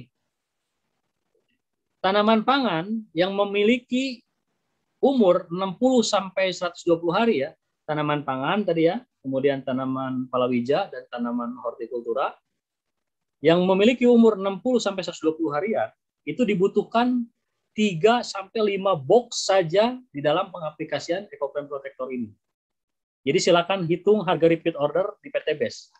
Jadi kalau harga ini 125.000, berarti kita modal pengendali hama dan penyakit cuma 625.000 saja. Kalau harga repeat order. Artinya, bandingkan nanti dengan ini ya. Nah, ini bandingkan. Komoditas padi sawah di daerah Kerawang ya. Itu pengaplikasian pestisida kimia sintetis, pupuk daun dan lain-lainnya. Itu pengaplikasian sampai 10 kali 1 periode tanam. Hitungannya 10 kali aplikasi dikali 800.000. 800.000 dari mana? Pengakuan mereka. Berarti kita hitung, mereka itu punya modal 8 juta itu untuk pengadaan pupuk, untuk pengadaan pestisida berupa insektisida, kemudian fungisida, dan sida-sida yang lain, itu sampai 8 juta. Nah, EcoPlant Protector, kalau tingkat serangannya, karena gini ya, yang namanya tingkat serangan hama, itu tiap daerah itu berbeda-beda. Bapak dan Ibu silakan datang ke daerah Ciptagelar di Sukabumi. Itu sudah dinobatkan sebagai daerah ketahanan pangan suku Sunda. Jadi di sana ada padi yang memang ditanam itu sampai 1 tahun. Nah, di situ tidak ada hama. Beda dengan di sentra pertanian yang ada di Pantura, Karawang, kemudian Majalengka, ke sana ya, kemudian Indramayu, Cirebon, itu hama sudah bermutasi semua. Sudah beda cerita lagi kalau mengaplikasikan pestisida. Nah, ini berdasarkan petani Karawang, mereka itu mengaplikasikan pestisida kimia sintetis itu sampai 8 juta 1 periode penanaman per hektar untuk tanaman padi. Nah, EcoPrint Protector berapa? Cuma 625 saja harga repeat order. Nah, makanya di sini kita bersodakoh mengedukasi petani ya, di dalam apa namanya? Di dalam terus mengedukasi petani ini kita juga bersedekah tentang bagaimana caranya membuat solusi petani sehat ramah lingkungan. Kita pun memberikan peluang bahwa petani itu harus untung besar. Bagaimana caranya? Dengan menekan penggunaan biaya operasional, ditekan sekecil mungkin, yaitu dengan adanya pengendalian hama dan penyakit ini. Jadi jangan dianggap, oh berarti dengan munculnya EcoPrint jadi bertambah biayanya. Justru salah. Biaya pembelian pestisida kimia sintetis dialihkan ke sini. Dan ini bisa 10 kali lipat lebih murah hitungannya. Kalau diambil 10%-nya saja, kita tidak nyampe di 800.000. Nah, makanya di sini untuk mengendalikan hama dan penyakit tanaman ini tidak selamanya harus menggunakan racun kimia berbahaya. Nah, terus ini perbandingannya ya. Apa perbandingan penggunaan agen hayati versus pestisida sintetis? Indikatornya dari kandungan. Pestisida sintetis jelas zat kimia sintetis berbahaya. Dan agen hayati hanya teknologi mikroba.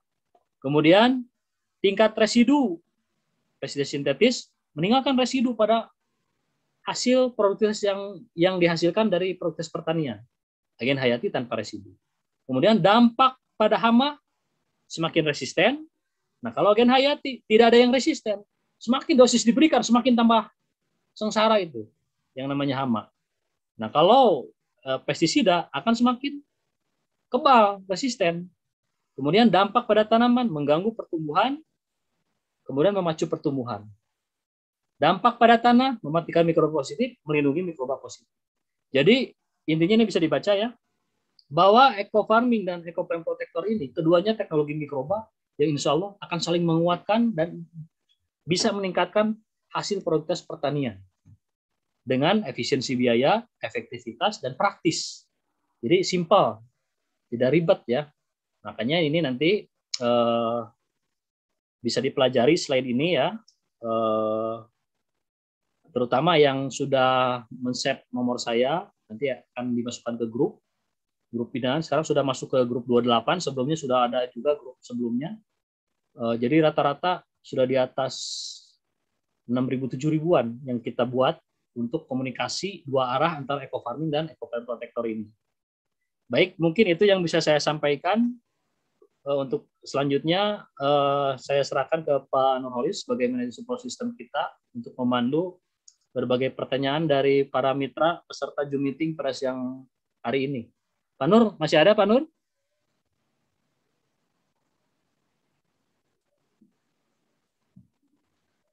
Nah, bagi yang apa namanya? Pak Nur masih ada Pak Nur?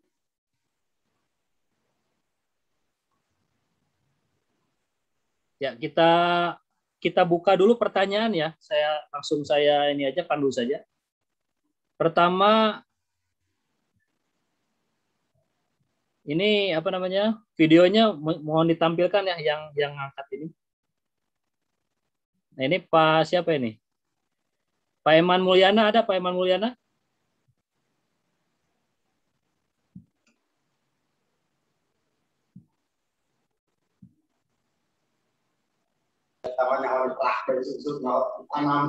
Pak Eman Mulyana, silakan kalau ada yang ditanyakan. Start videonya ya di itu dulu ya. Ya, Pak Eman Mulyana, silakan. Ya, selamat sore Pak. Assalamualaikum warahmatullahi wabarakatuh. Salam. Ini di produk EcoPrint Protector ya. Jadi kalau ngelihat dari manfaatnya sih banyak banget gitu. Jadi sebagai pengendali hama penyakit. Ya, betul Pak. Nah, di sini yang saya tanyakan itu efek sampingnya kepada musuh alami gimana Pak? Ya, soalnya kan kalau itu EcoPrint Protector itu kan jadi ada yang dari jamur, ada yang dari bakteri ya. Nah, kalau yang dari jamur kayak Beverly bassiana, terus Liocladium itu kan dari jamur ya. Nah, itu kalau ke musuh alami itu berpengaruhnya gimana, Pak? Soalnya kan musuh alami juga sangat bermanfaat di lahan kita, Pak. Kayak kayak istilah Pedros itu kan. Nah, Ya. kalau terus diaplikasikan dengan plant protector itu kayaknya kena juga sih.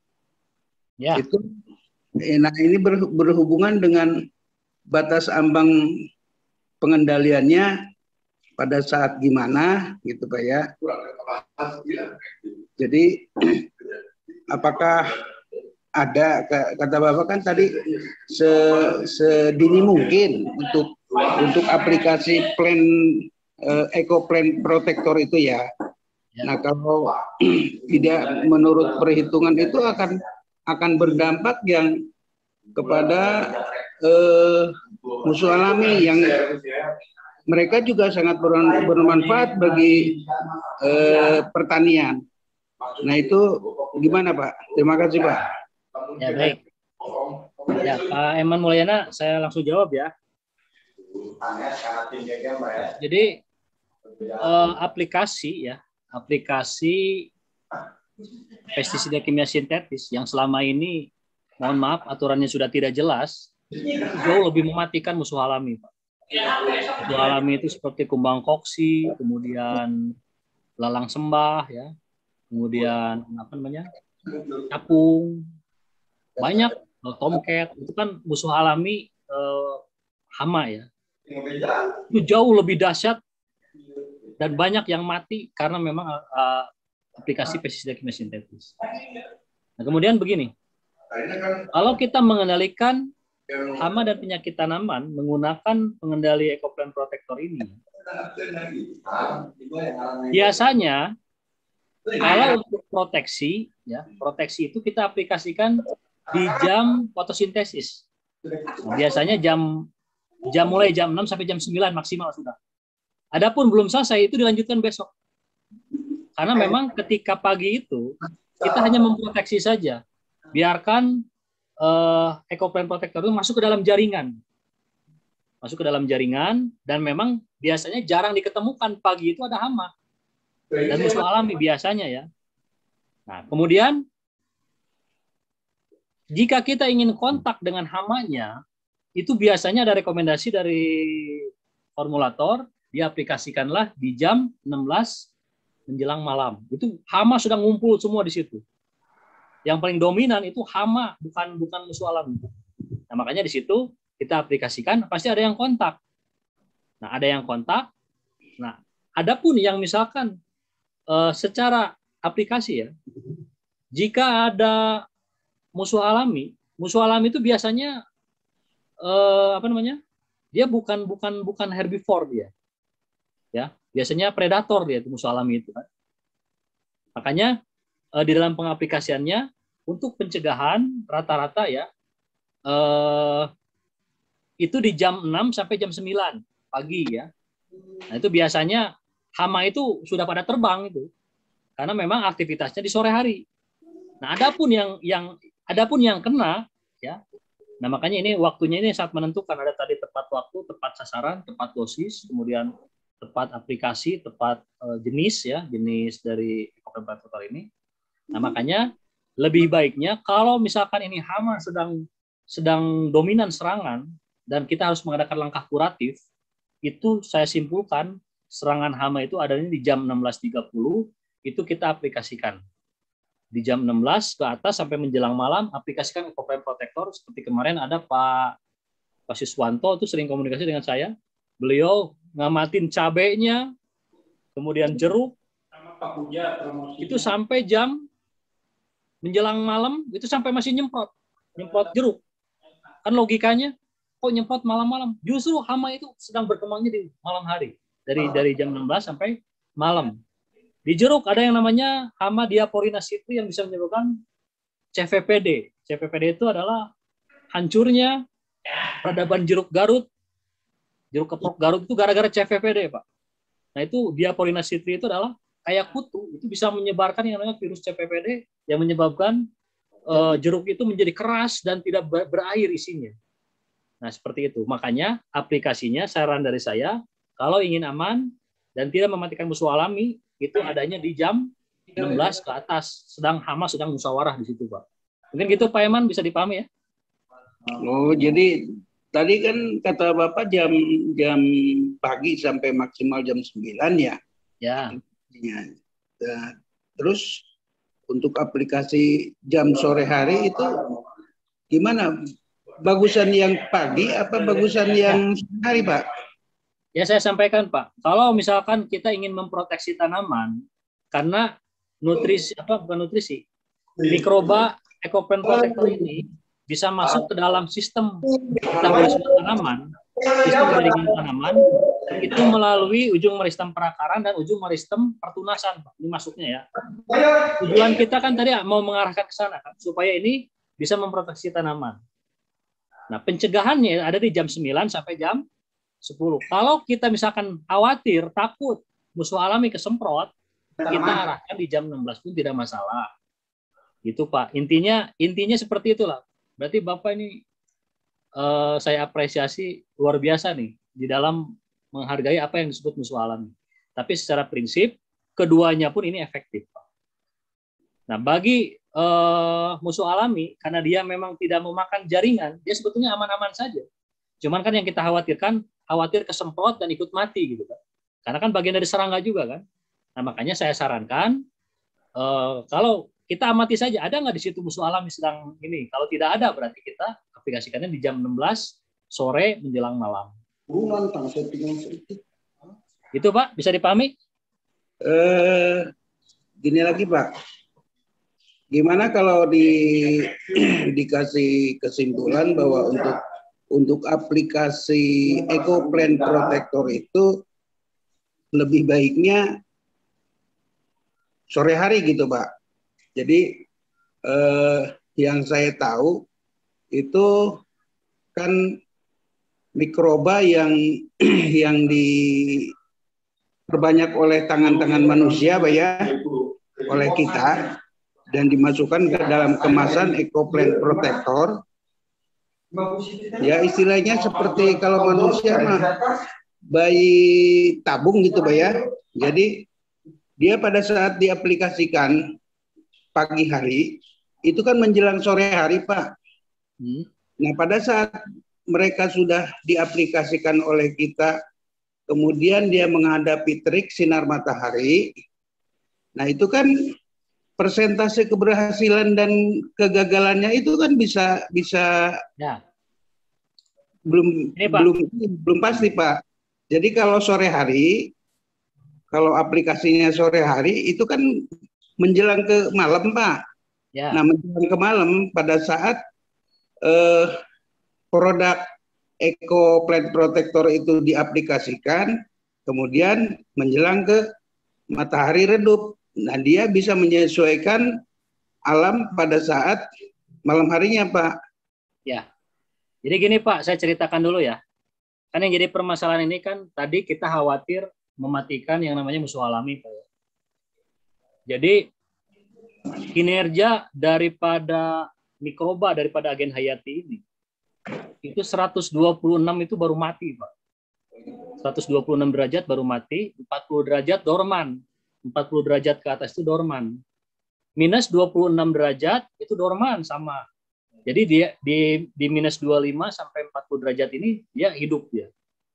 Jadi kalau untuk mengaplikasikan kenapa dibatasi sampai jam 9 ya. Sebetulnya bukan mematikan dan bukan meminikan. Karena memang dia supaya masuk ke dalam sistem jaringan, Pak. Sistem jaringan baik itu yang melalui stomata maupun meristem pertunasan ataupun yang jatuh ke meristem perakaran. Jadi intinya seperti itu. Adapun tadi yang Bapak tanyakan kan, kalau dari kinerja Pak, sebelum ini produk muncul, saya trial and error dulu, Pak.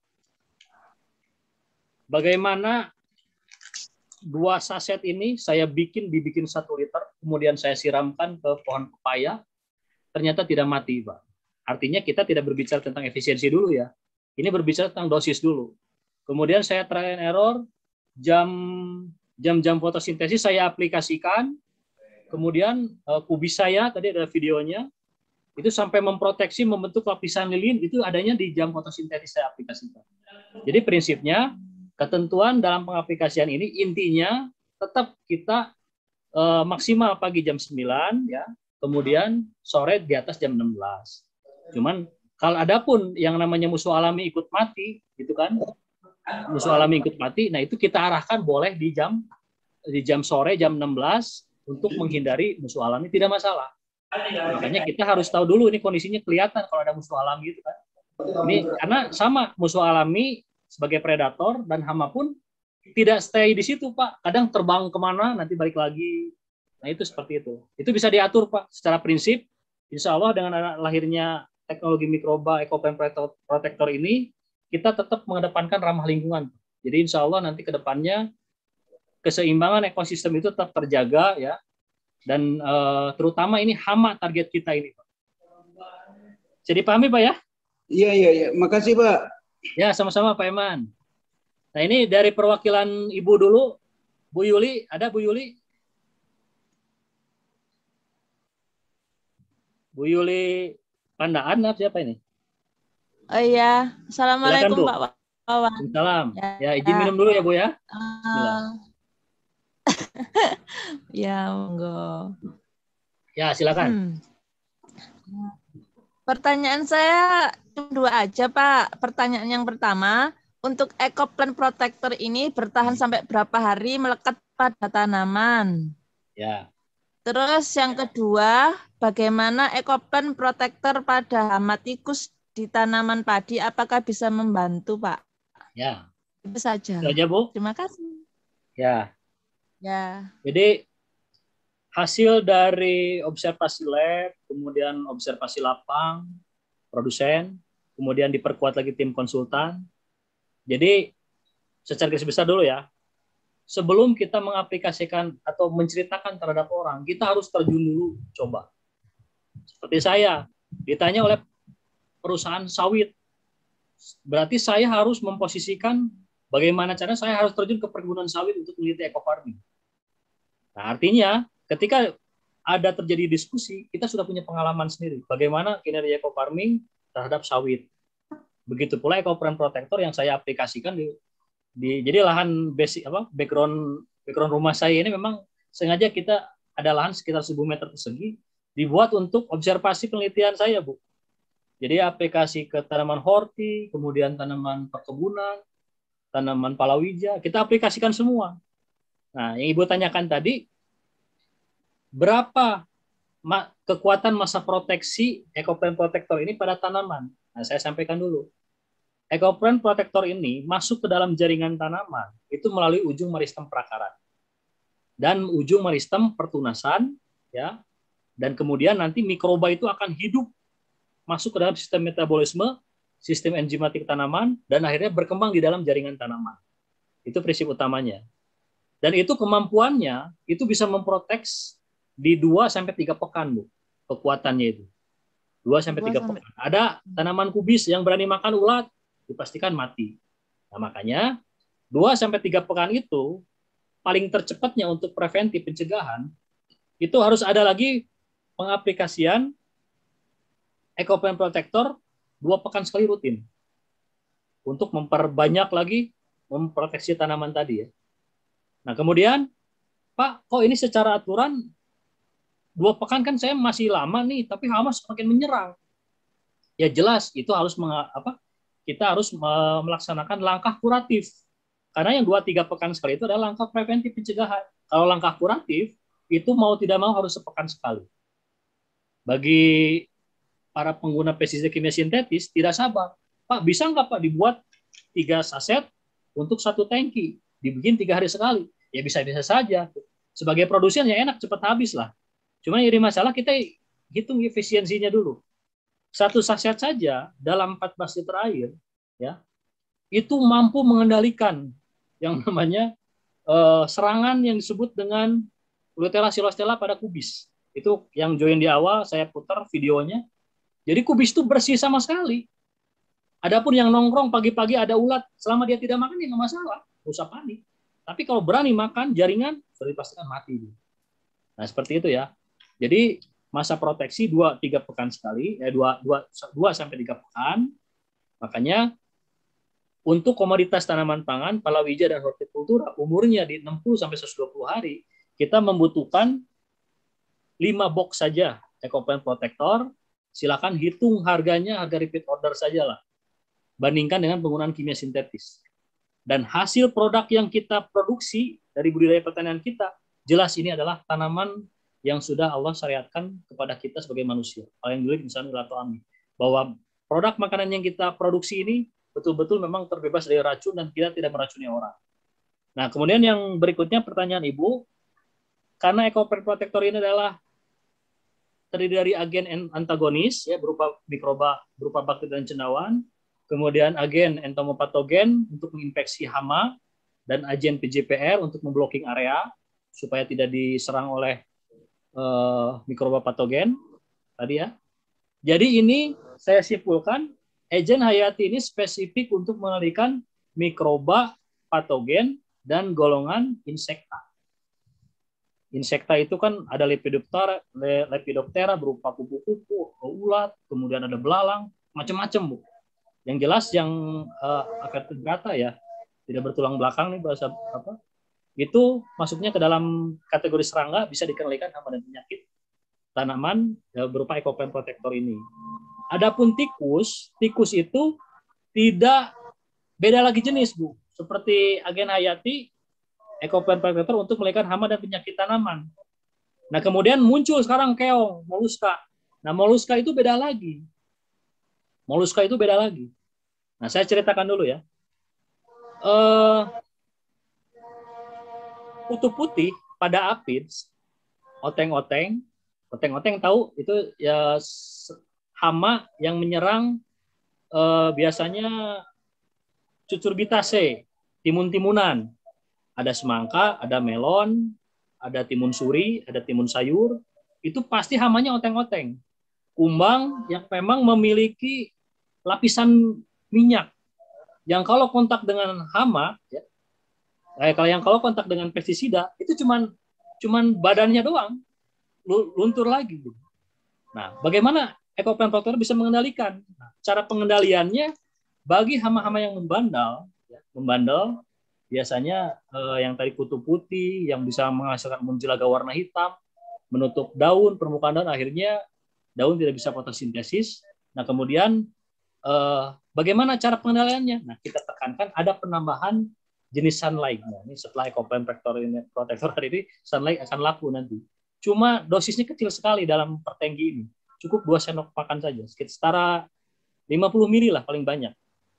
50 mili, campurkan dengan 1 tangki 14 liter, campurkan semua, hama apa saja bersih. Tapi kalau sunlight itu sendiri, nggak bakal kuat. Karena itu kan bahan bersifat basah. Nah itu lapisan minyaknya itulah bisa luruh. Nah begitu pula ada yang stres gara-gara semut.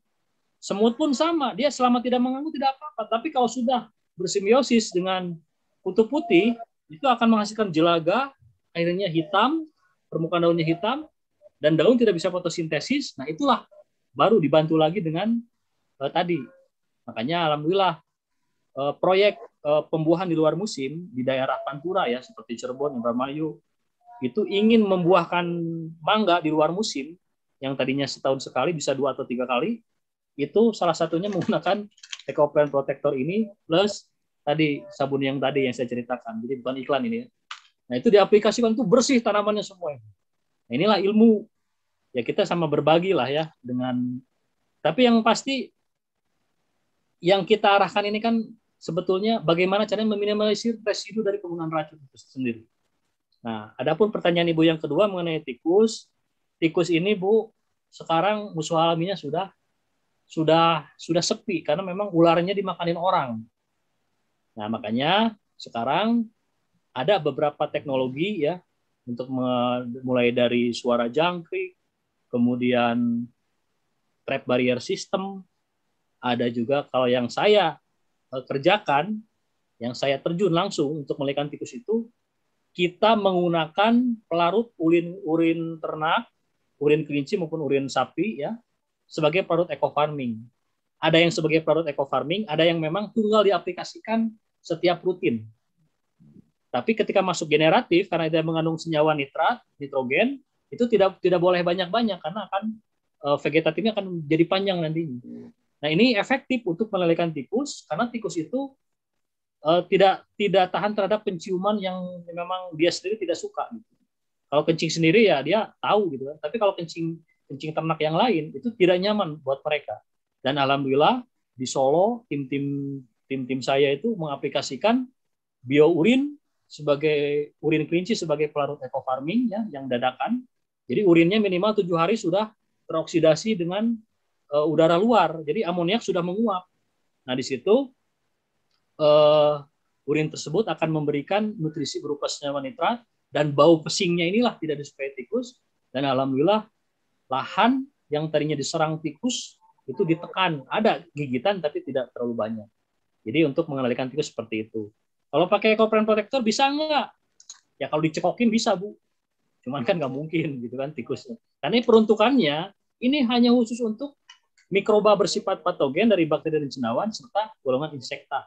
Itu yang 70% bisa menggagalkan budidaya pertanian manusia, Bu.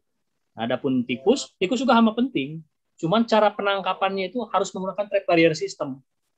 Jadi lahan 10 hektar, pancing dulu setengah hektar pakai plastik pinggirannya, kemudian dipasang parit, ada bubu. Jadi ditanam awal padi duluan, semua tikus akan masuk ke situ semua. Nah, silakan itu kalau sudah ketangkap, terserah ibu mau diapakan tuh.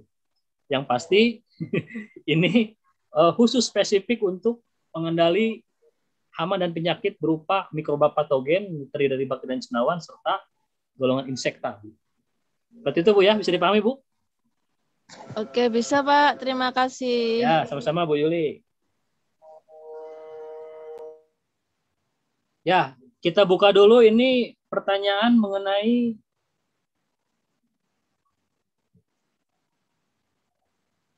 di chat ya. Apa namanya? Ini ada yang bertanya tanaman semangka. Ya, semangka ya. Jagung semprot berapa kali? Jadi prinsipnya begini. Kita ini di dalam pengaplikasian ecoplant protector tidak terpaku dari jenis komoditas. Seperti di eco farming, orang jadi bingung kan gara-gara komoditas jadi bingung.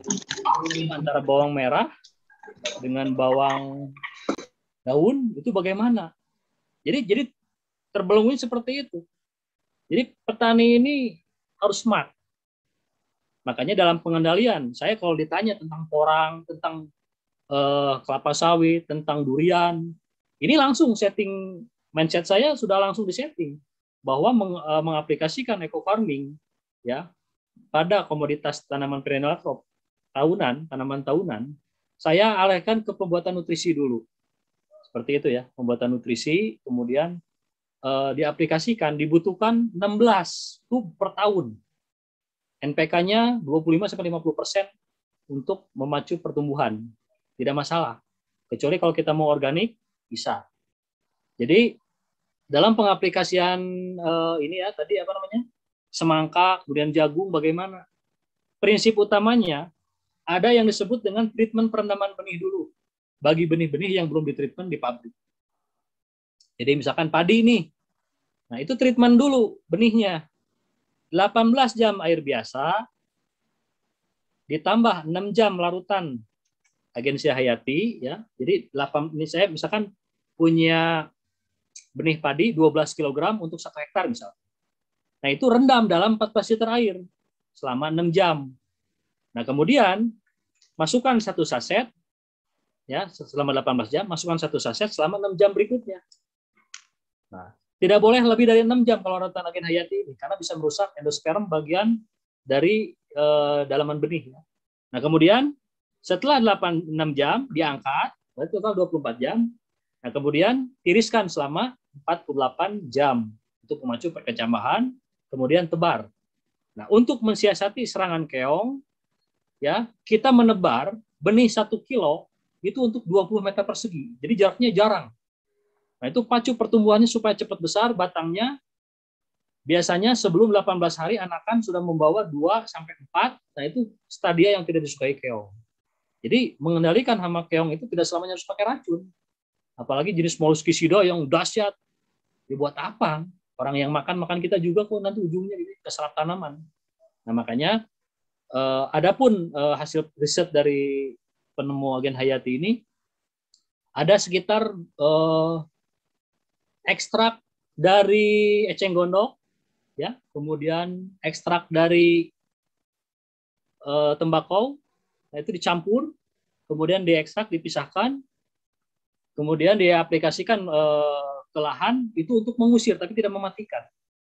Makanya keong itu yaitu tadi, pertama keuntungannya sebagai indikasi bahwa lahan tersebut adalah bersifat netral, bukan bersifat asam, ya. Banyaknya keong itu, ya. Nah, tapi pengendaliannya inilah salah satunya tadi dalam persiapan bibit kita supaya dia lebih besar, lebih kuat, supaya tidak sukai keong. Nah, jadi tadi kembali lagi ke Ibu tadi, ke semangka dan ke ke jagung. Jadi intinya treatment perendaman benih dulu. Yang tidak boleh direndam itu adalah bawang merah karena dia umbi lapis yang tidak senang genangan. Nah, kalaupun Pak, ini udah di treatment pabrik, ya udah tidak usah. Terus benih yang kecil seperti bayam, sawi itu tidak boleh. Susah karena, ya.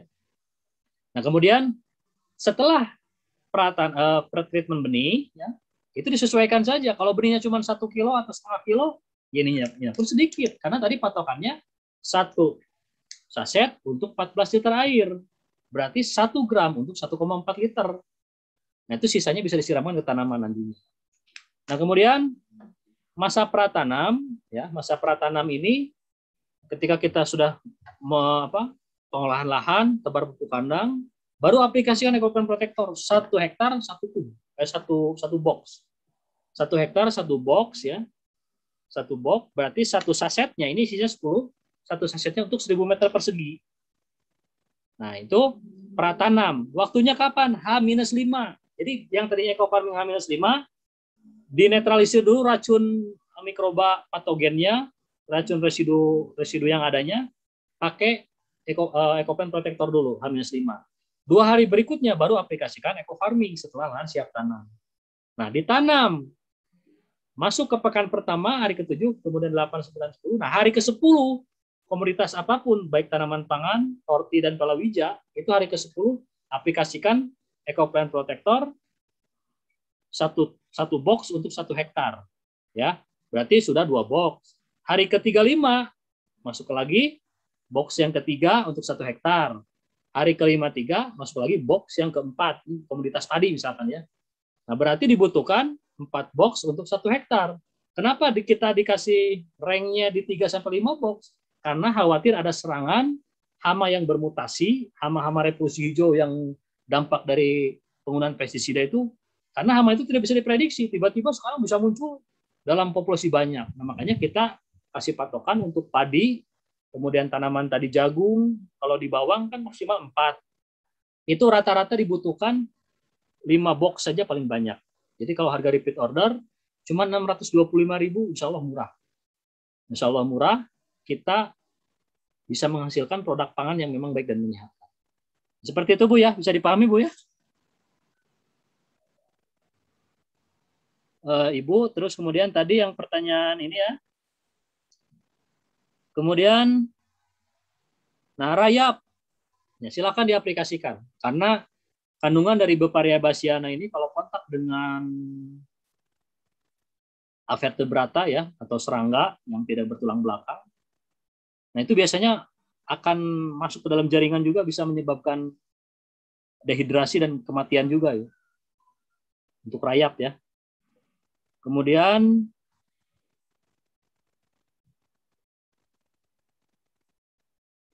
nah, bagaimana kalau kita memiliki larutan, ya, larutan itu berarti Ecoplan Protector agen hayati ini dengan air. selama tidak kontak dengan udara, tidak terjadi oksidasi, tidak terjadi dengan kontak dengan oksigen di luar, masih dalam tangki, itu menurut formulator masih aman ya.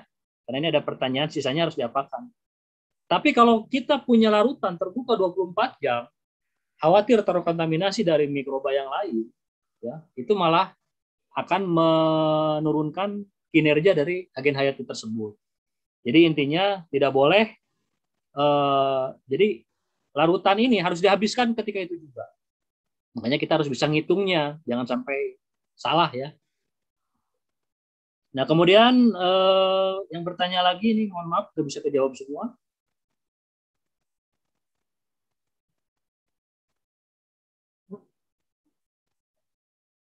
Penggunaan air bagaimana? Nah air ya tetap kita cari air yang memang bersih ya. Kalau di sawah ya memang kalau petani yang nggak ada lagi kan. Cuman yang prioritas tetap air yang memang bersih lah ya, yang dipakai supaya kinerja mikroba ini semakin optimal gitu ya. Kemudian berikutnya kita buka lagi pertanyaannya, ada waktu 1/4 jam lagi. Yang sudah ngacung. Nih Pak Samsudin ketawa-ketawa mulu dari tadi nih. Silakan Pak Samsudin. Oke. Halo? Ya. Udah masuk, Pak? Ya. Mohon maaf, Pak Wawan. Itu untuk penggunaan eco farming ke limbah, misalnya limbah kohe ataupun limbah dari sisa pertanian, ketika kita semprotkan dengan eco farming, berapa lama Pak untuk masa inkubasinya itu? Karena kami kalau ketika kita bakar misalnya sisa dari limbah pertanian itu sayang karena itu mengandung P dan K sangat tinggi. Ini gimana caranya kalau kita semprot dengan eco farming itu, kalau saya arahkan, itu berapa lama bisa digunakan untuk aplikasi lapangan? Nanti yang paling penting itu, Pak. Nanti proses compostingnya apa ya? Ya. Proses composting itu adalah proses penyederhanaan senyawa atau material organik yang bersifat kompleks menjadi bersifat sederhana ya. Baik itu dari penguraian pupuk kandang dibuat subokasi, kemudian intinya proses bahan mentah, material mentah tadi supaya menjadi matang gitu ya. Ya, betul. Nah, eco farming itu memang mengandung yang namanya material mikroba untuk pengurai bahan organik ya. Pengurai bahan organik. Tapi lebih kuatnya harus didampingi dengan ecoplant protector. Karena apa? Tadi banyak ditemukan kata Pak Nur tadi kan, ada beberapa fusarium yang ada di kotoran ternak. Karena faktanya fusarium itu tidak di kotoran ternak mulu.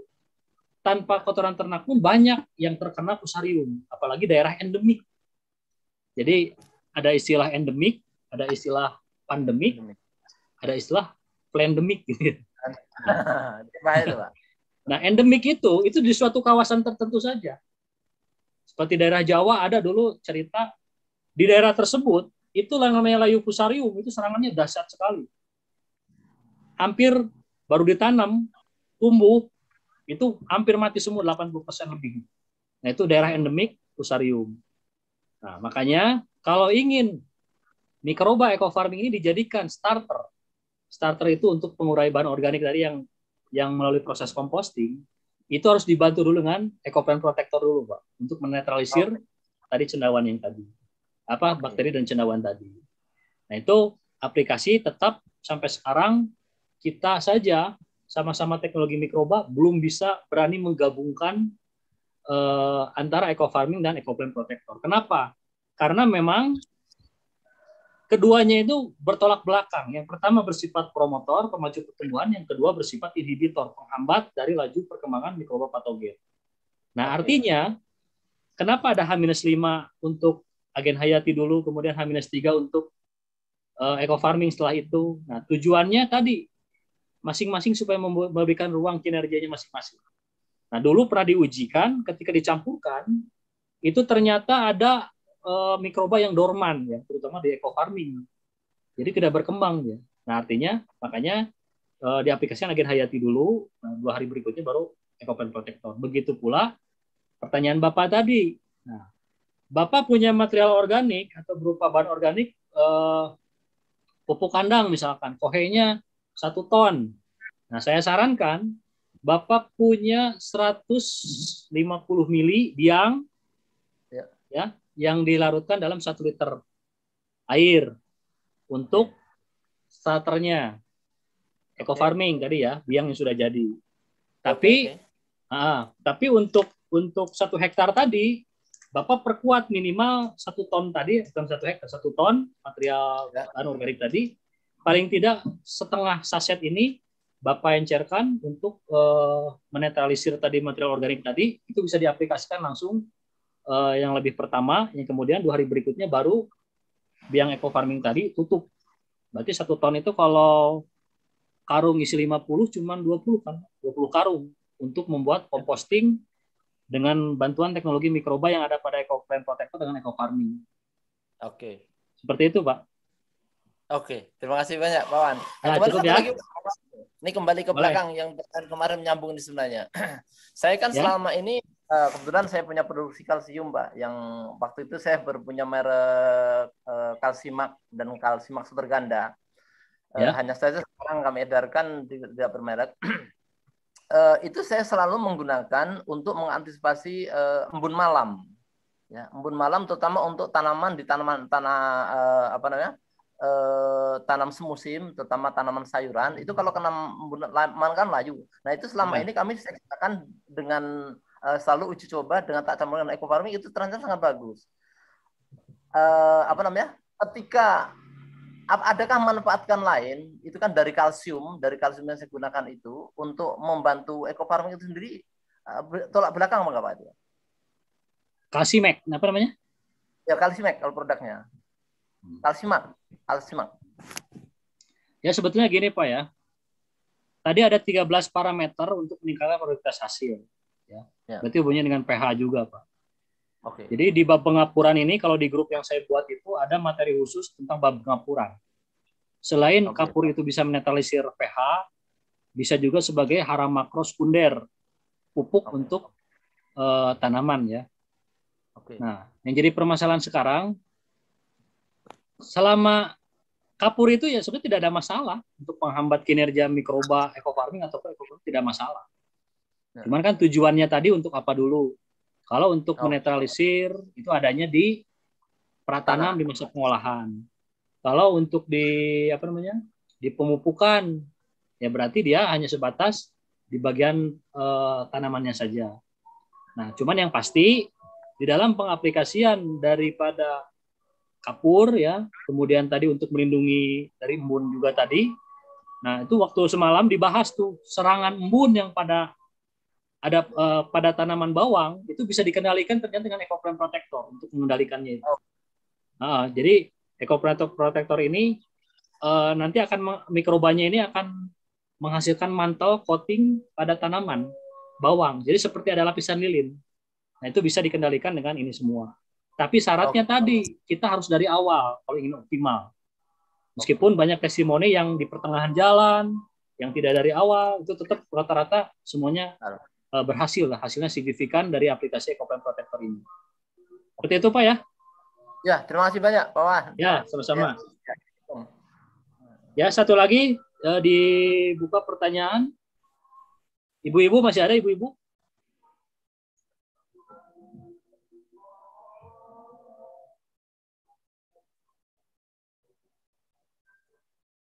Ibu-ibu ada yang mau ngacung lagi?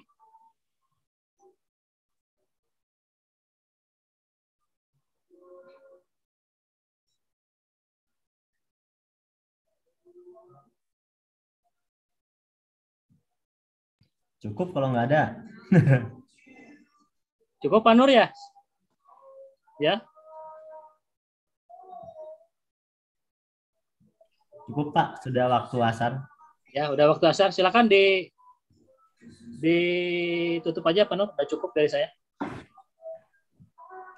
Oh ya, sebelum ditutup saya kasih ini dulu ya. Nomor yang bisa yang bisa di-save bagi yang belum masuk grup supaya komunikasinya lebih gampang ya.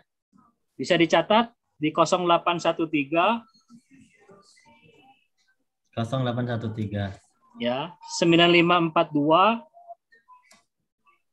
4378 4378. 4378. Ulang lah, Nah, Pak. itu nanti di chat dengan sayanya minta dimasukkan di grup aja. 0813 9542 4378. Ya, silakan Pak Nur kalau mau ditutup.